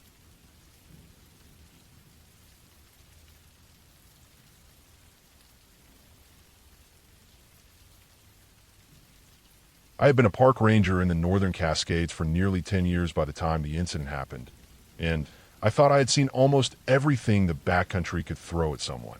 Harsh storms, wildlife encounters, lost hikers, the usual. But nothing had prepared me for that week in late October, when the first snow had already started dusting the higher ridges and the days were short, dark, and cold. I was assigned to a patrol in one of the most remote sections of the park, a stretch of dense conifer forest that climbed up into steep ridges and plunging valleys. The area had no maintained trails past a certain point, just old logging roads and rough game paths. I was alone, my truck parked near the ranger station at the edge of the forest, a small stock of supplies in the back, a radio with spotty reception, and my standard gear: first aid, a headlamp, a compass, and a weatherproof map. I had spent years walking these woods, so I wasn't overly worried about being alone, though even I knew the mountains demanded respect. The day started like any other late fall patrol. I was hiking a ridge, checking for illegal hunting activity, broken trails, and signs of wildlife disturbance. The air was crisp, almost painfully cold in my exposed face, and the forest was unusually quiet. Not the normal quiet of the wilderness, where you can always hear the wind in the trees or the distant call of birds or squirrels. This was heavier, more complete. It felt as though the forest had closed in around me. By mid-afternoon, I had climbed high enough that the lower sun barely reached me through the thick canopy. I stopped at a small clearing near the edge of a steep drop-off to check my map and plan my route back to the main trail. That's when I noticed it: footprints. They were fresh, human, but unlike anything I'd seen in the park before. Not a hiking boot, not a ranger's issue shoe, but heavy, deep, and wide, pressed hard into the soft, damp earth. There were no other signs of campsite, no fire pit, no trash, nothing to indicate someone had been living here. I followed the tracks for a while, curious but careful. They led me down a narrow ridge trail, where the trees grew so close together you could barely see the sky. The underbrush scraped against my legs, and the smell of damp moss and fallen leaves was strong. Then I heard it, a snapping branch off to my left, not like a deer or a small animal, but a deliberate heavy step. I froze. The forest had fallen completely silent again, as if the world was holding its breath. I waited, straining to hear anything else, but nothing came. I didn't see anyone, and I didn't hear them leave, but the tracks continued ahead. I pressed on, cautiously, my heart beating faster. There was no immediate danger I could identify, but instinct told me something was wrong. After maybe half an hour, the tracks ended at a steep slope that led down into a deep ravine. I looked over the edge. There was no trail, no sign of human passage, just the forest floor dropping sharply, rocks and fallen trees scattered below. Whoever had made these tracks had either climbed down carefully or they had disappeared into the forest beyond. I turned to head back when I realized my radio was dead. No signal, just static. The sun was dropping fast, casting long, distorted shadows that made the forest look alien. I increased my pace, retracing my steps, trying to stay on higher ground where I could see more clearly. Then I noticed something else, more footprints, this time parallel to mine, following me. Not exactly behind, but offset, keeping pace. I quickened my pace. They matched mine. Every step I took, there was another just a few feet away, silent, deliberate. I finally broke into a small clearing where the sun was touching the ground again. I could see my truck far below, but the terrain to get down was steep, uneven, covered with loose rocks. I carefully made my way down, eyes scanning constantly. The forest seemed alive in a different way now. Every rustle, every crack of a twig made me jump. I was sweating under my heavy jacket despite the cold. By the time I reached my truck, twilight was falling fast. I climbed in, locked the doors, and started the engine. I sat for a moment, listening. Nothing. I took a deep breath and started the engine again. As I drove out along the narrow dirt road, headlights cutting through the darkening forest, I saw them, or at least a figure. Across the road, just standing among the trees, tall, broad-shouldered, completely still. I passed slowly, my headlights illuminating the figure for maybe 3 seconds. It didn't move, didn't make a sound, just watched. I didn't stop. I drove the remaining miles back to the ranger station as fast as I could without risking the vehicle on the rough road. By the time I pulled in, it was fully dark. I called dispatch, radioed other rangers, reported the tracks, the figure, everything. They sent a team to check the area the next day. There was no one there. No footprints, no figure, nothing. Just the forest, empty and silent. It took me weeks to shake the feeling of being watched that day. Even now, whenever I patrol that section of the park, I double-check every ridge, every shadow, every break in the trees. I still don't know exactly who or what was following me that day, but I know I wasn't imagining it. I know someone had been there, tracking me through those dense woods, careful, patient, silent. The only thing I do know is that the wilderness can hide people as easily as it hides animals. That day reminded me that danger isn't always a bear or a storm. Sometimes it's something waiting just out of sight, letting you think you're alone until it's too late. I never saw the figure again, and the tracks never reappeared, but I changed the way I patrolled. I never walked those ridges alone anymore. I always checked every clearing twice, and I always made sure my exit path was clear. In the end, it didn't matter what it was. What mattered was respect.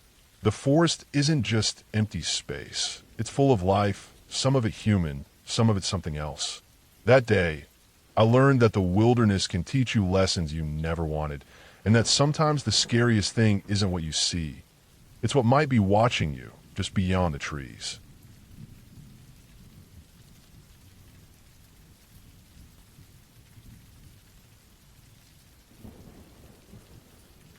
I had been a park ranger for nearly a decade, and I'd seen my fair share of strange situations, but nothing prepared me for the night I spent in the backcountry of the northern forest.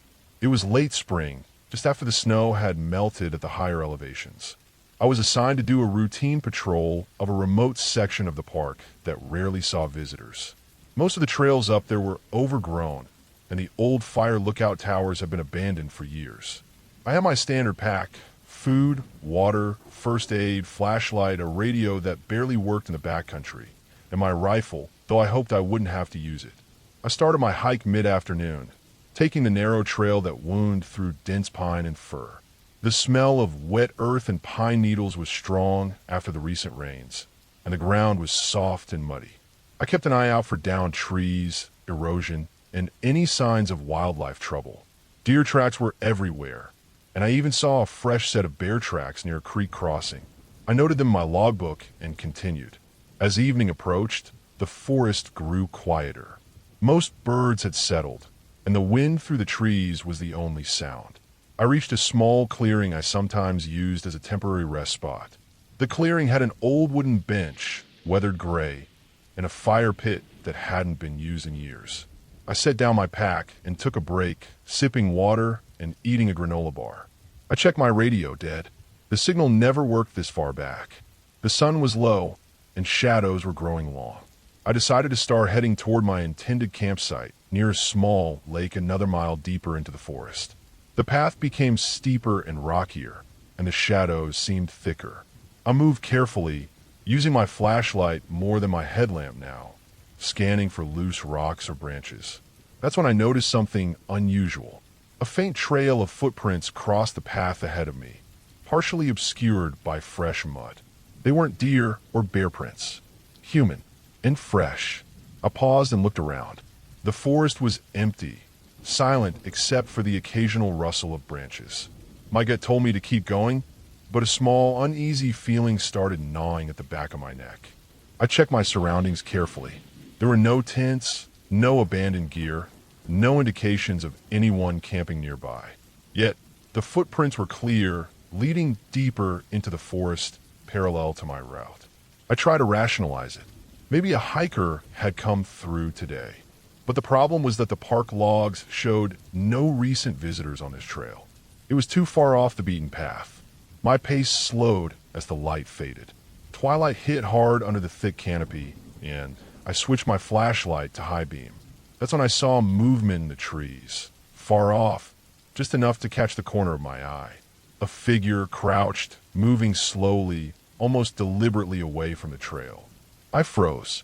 My first thought was bear or mountain lion, but the movement was too controlled, too deliberate. Human.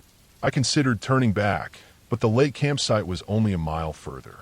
I thought I could get there and assess the situation safely with light and visibility. Every step felt heavier as the forest seemed to close in. I kept my rifle ready, scanning every shadow. The smell of wet moss and decaying leaves was overpowering, mixed with something else. Smoke, faint, maybe from a small fire someone had started earlier. I didn't want to imagine what I might find. Then I saw it. My flashlight caught a flash of movement across a fallen log. Someone had been watching me. They were hiding, crouched behind the log, and as soon as they realized they were spotted, they disappeared into the dark. My heart hammered, but I forced myself to stay calm. I made a conscious decision. Move slowly, make noise, leave clear signals that I was coming through. As I approached the lake, the trail widened slightly, and I could see more clearly. The campsite was empty, abandoned, but there were fresh signs of recent use. Flattened grass, a few cigarette butts, and an old backpack zipped up but not far from the water. Whoever had been here left in a hurry. I checked the perimeter carefully. Nothing. No one was hiding. Night had fully fallen, and I set up my tent, my nerves still tight. I made a perimeter check with my flashlight, circling the site twice. The forest was silent, save for distant rustling. I stayed alert until I fell asleep in the tent, rifle close by. I woke around 3 a.m. to a sound that made my stomach drop. A faint cracking of branches nearby, close, deliberate. I grabbed my flashlight and shone it in the direction of the noise. Nothing, but the footprints were back, circling around my tent, partially trampled in the mud. Whoever had returned or never really left. I didn't wait to find out. I packed my gear quickly, left the tent and campsite as I found it, and started hiking out on the trail I had come from. Every sense was on high alert, every shadow a potential threat. By the time I reached the ranger station in the morning, exhausted and covered in mud, I filed a full report. Rangers searched the area over the next few days, finding no one, no signs of campers, no footprints past the ones I had recorded. It was as if the person had vanished into the forest entirely. The experience stayed with me. I never found out who it was or why they were there, but it changed how I approached remote patrols.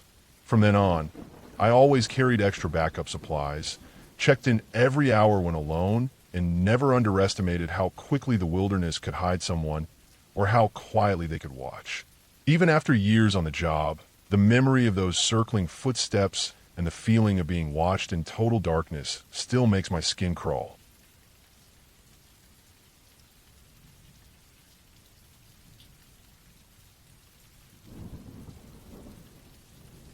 I have been a park ranger for almost 7 years at a remote section of the national forest.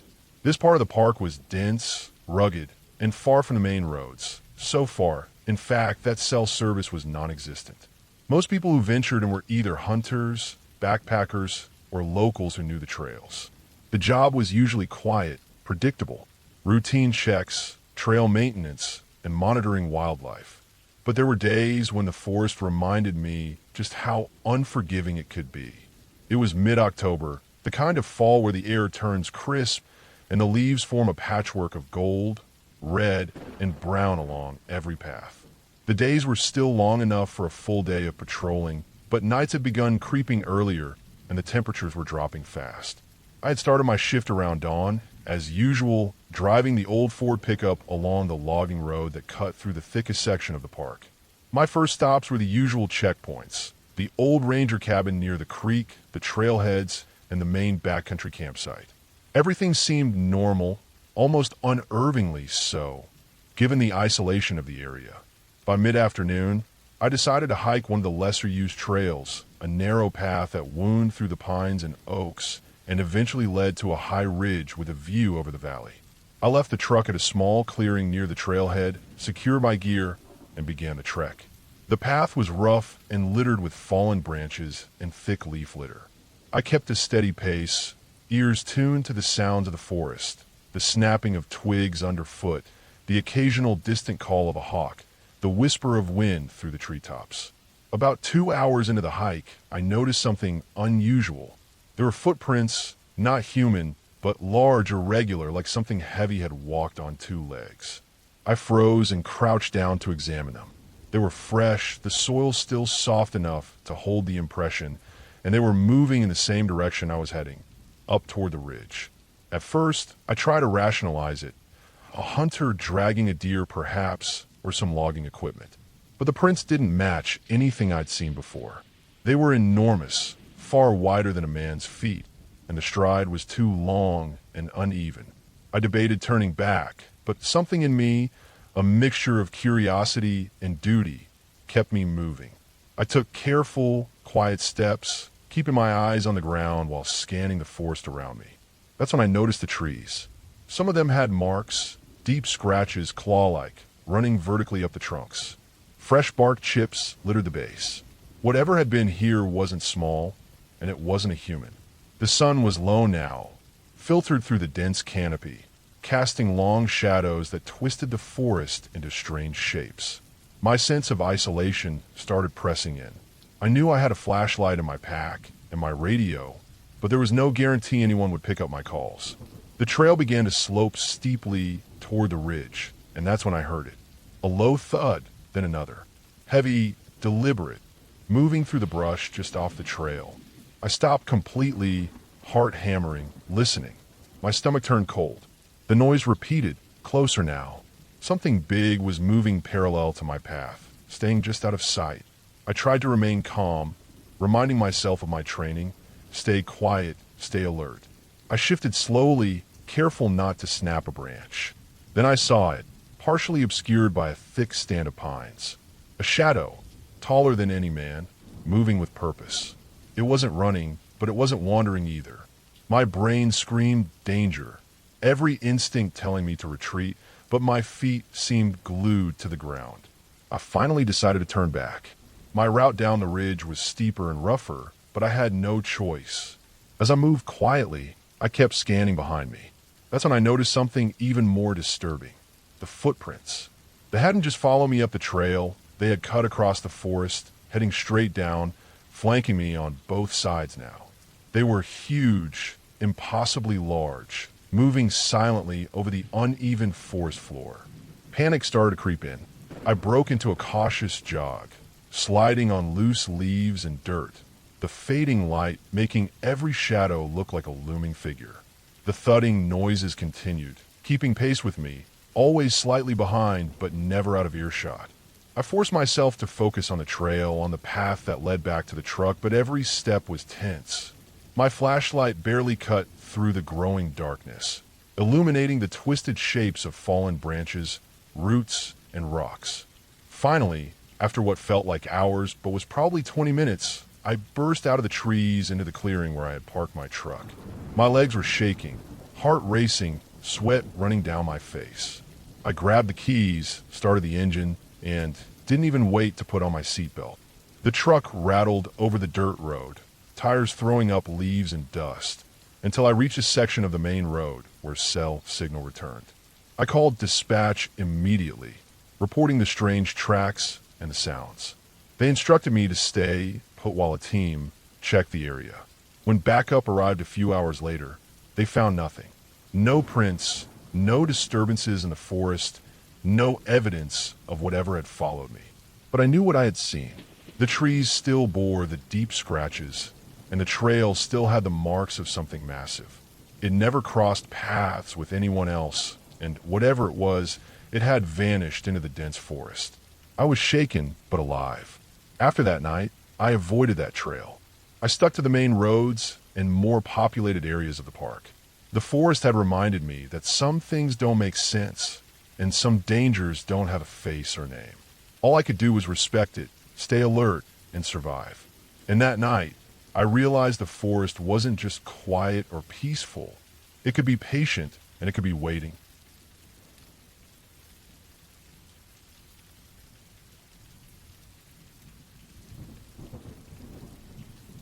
I had been a park ranger for nearly a decade, and I'd seen my fair share of strange situations, but nothing prepared me for the night I spent in the backcountry of the northern forest. It was late spring, just after the snow had melted at the higher elevations. I was assigned to do a routine patrol of a remote section of the park that rarely saw visitors. Most of the trails up there were overgrown, and the old fire lookout towers had been abandoned for years. I had my standard pack: food, water, first aid, flashlight, a radio that barely worked in the backcountry, and my rifle, though I hoped I wouldn't have to use it. I started my hike mid-afternoon, taking the narrow trail that wound through dense pine and fir. The smell of wet earth and pine needles was strong after the recent rains, and the ground was soft and muddy. I kept an eye out for downed trees, erosion, and any signs of wildlife trouble. Deer tracks were everywhere, and I even saw a fresh set of bear tracks near a creek crossing. I noted them in my logbook and continued. As evening approached, the forest grew quieter. Most birds had settled, and the wind through the trees was the only sound. I reached a small clearing I sometimes used as a temporary rest spot. The clearing had an old wooden bench, weathered gray, and a fire pit that hadn't been used in years. I set down my pack and took a break, sipping water and eating a granola bar. I checked my radio dead. The signal never worked this far back. The sun was low, and shadows were growing long. I decided to start heading toward my intended campsite near a small lake another mile deeper into the forest. The path became steeper and rockier, and the shadows seemed thicker. I moved carefully, using my flashlight more than my headlamp now, scanning for loose rocks or branches. That's when I noticed something unusual. A faint trail of footprints crossed the path ahead of me, partially obscured by fresh mud. They weren't deer or bear prints. Human and fresh. I paused and looked around. The forest was empty, silent except for the occasional rustle of branches.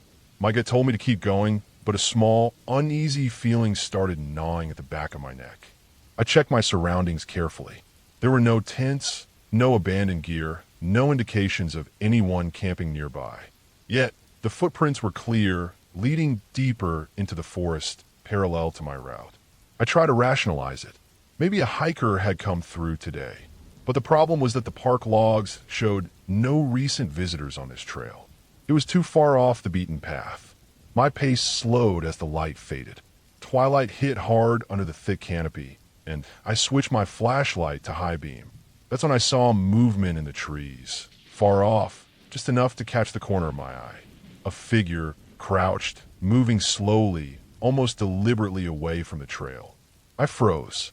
My first thought was bear or mountain lion, but the movement was too controlled, too deliberate. Human. I considered turning back, but the lake campsite was only a mile further. I thought I could get there and assess the situation safely with light and visibility. Every step felt heavier as the forest seemed to close in. I kept my rifle ready, scanning every shadow. The smell of wet moss and decaying leaves was overpowering, mixed with something else, smoke, faint, maybe from a small fire someone had started earlier. I didn't want to imagine what I might find. Then I saw it. My flashlight caught a flash of movement across a fallen log. Someone had been watching me. They were hiding, crouched behind the log, and as soon as they realized they were spotted, they disappeared into the dark. My heart hammered, but I forced myself to stay calm. I made a conscious decision: move slowly, make noise, leave clear signals that I was coming through. As I approached the lake, the trail widened slightly, and I could see more clearly.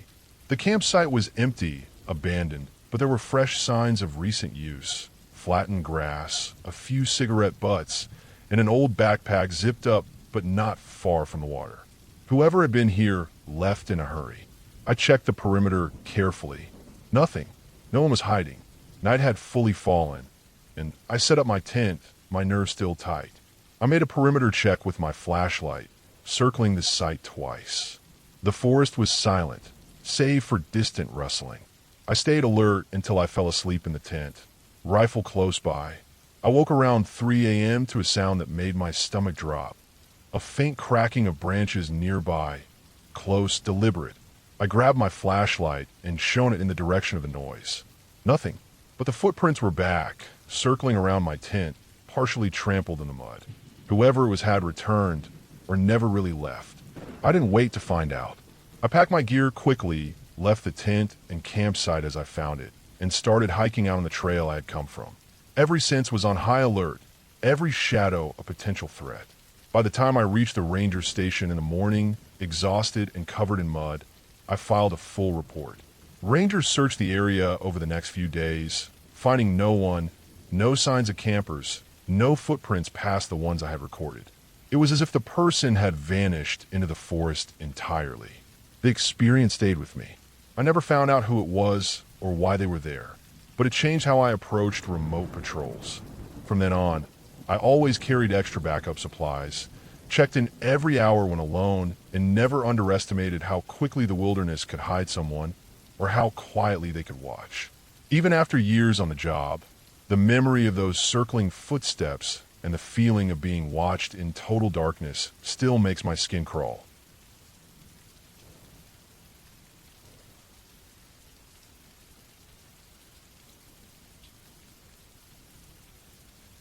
I had been a park ranger for almost 7 years at a remote section of the National Forest. This part of the park was dense, rugged, and far from the main roads. So far, in fact, that cell service was non-existent. Most people who ventured in were either hunters, backpackers, or locals who knew the trails.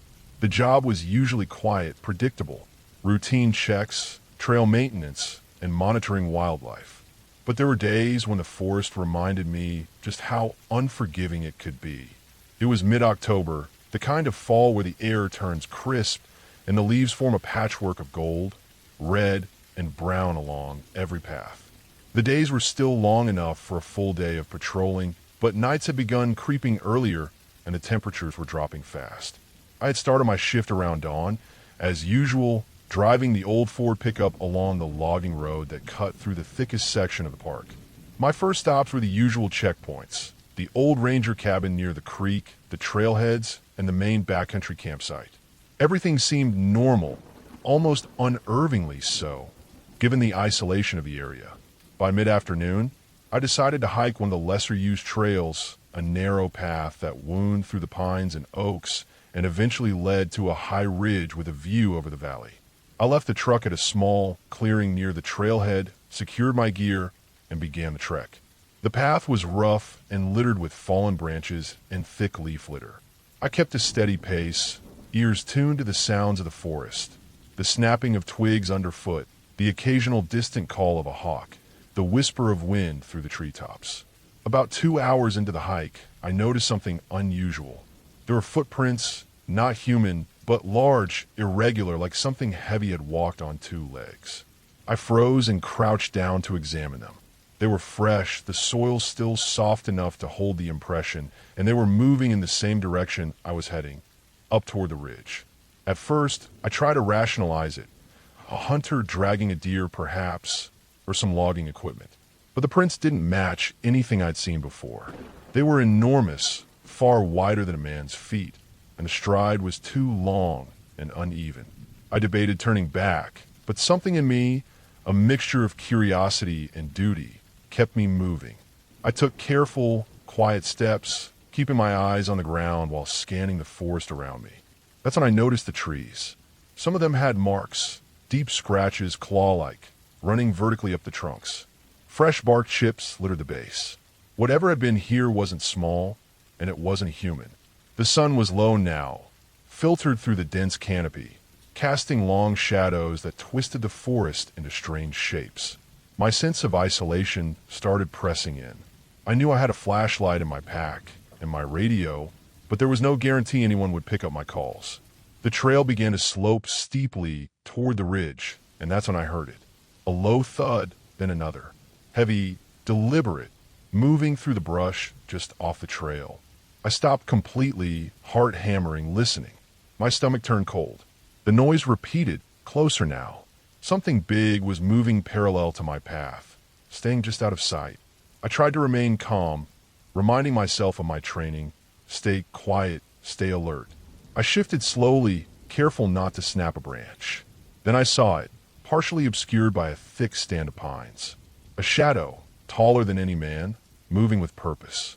It wasn't running, but it wasn't wandering either. My brain screamed danger, every instinct telling me to retreat, but my feet seemed glued to the ground. I finally decided to turn back. My route down the ridge was steeper and rougher, but I had no choice. As I moved quietly, I kept scanning behind me. That's when I noticed something even more disturbing. The footprints. They hadn't just followed me up the trail. They had cut across the forest, heading straight down, flanking me on both sides now. They were huge, impossibly large, moving silently over the uneven forest floor. Panic started to creep in. I broke into a cautious jog, sliding on loose leaves and dirt, the fading light making every shadow look like a looming figure. The thudding noises continued, keeping pace with me, always slightly behind but never out of earshot. I forced myself to focus on the trail, on the path that led back to the truck, but every step was tense. My flashlight barely cut through the growing darkness, illuminating the twisted shapes of fallen branches, roots, and rocks. Finally, after what felt like hours but was probably 20 minutes, I burst out of the trees into the clearing where I had parked my truck. My legs were shaking, heart racing, sweat running down my face. I grabbed the keys, started the engine, and didn't even wait to put on my seatbelt. The truck rattled over the dirt road, tires throwing up leaves and dust, until I reached a section of the main road where cell signal returned. I called dispatch immediately, reporting the strange tracks and the sounds. They instructed me to stay put while a team checked the area. When backup arrived a few hours later, they found nothing. No prints, no disturbances in the forest, no evidence of whatever had followed me. But I knew what I had seen. The trees still bore the deep scratches, and the trail still had the marks of something massive. It never crossed paths with anyone else, and whatever it was, it had vanished into the dense forest. I was shaken but alive. After that night, I avoided that trail. I stuck to the main roads and more populated areas of the park. The forest had reminded me that some things don't make sense, and some dangers don't have a face or name. All I could do was respect it, stay alert, and survive. And that night, I realized the forest wasn't just quiet or peaceful. It could be patient, and it could be waiting.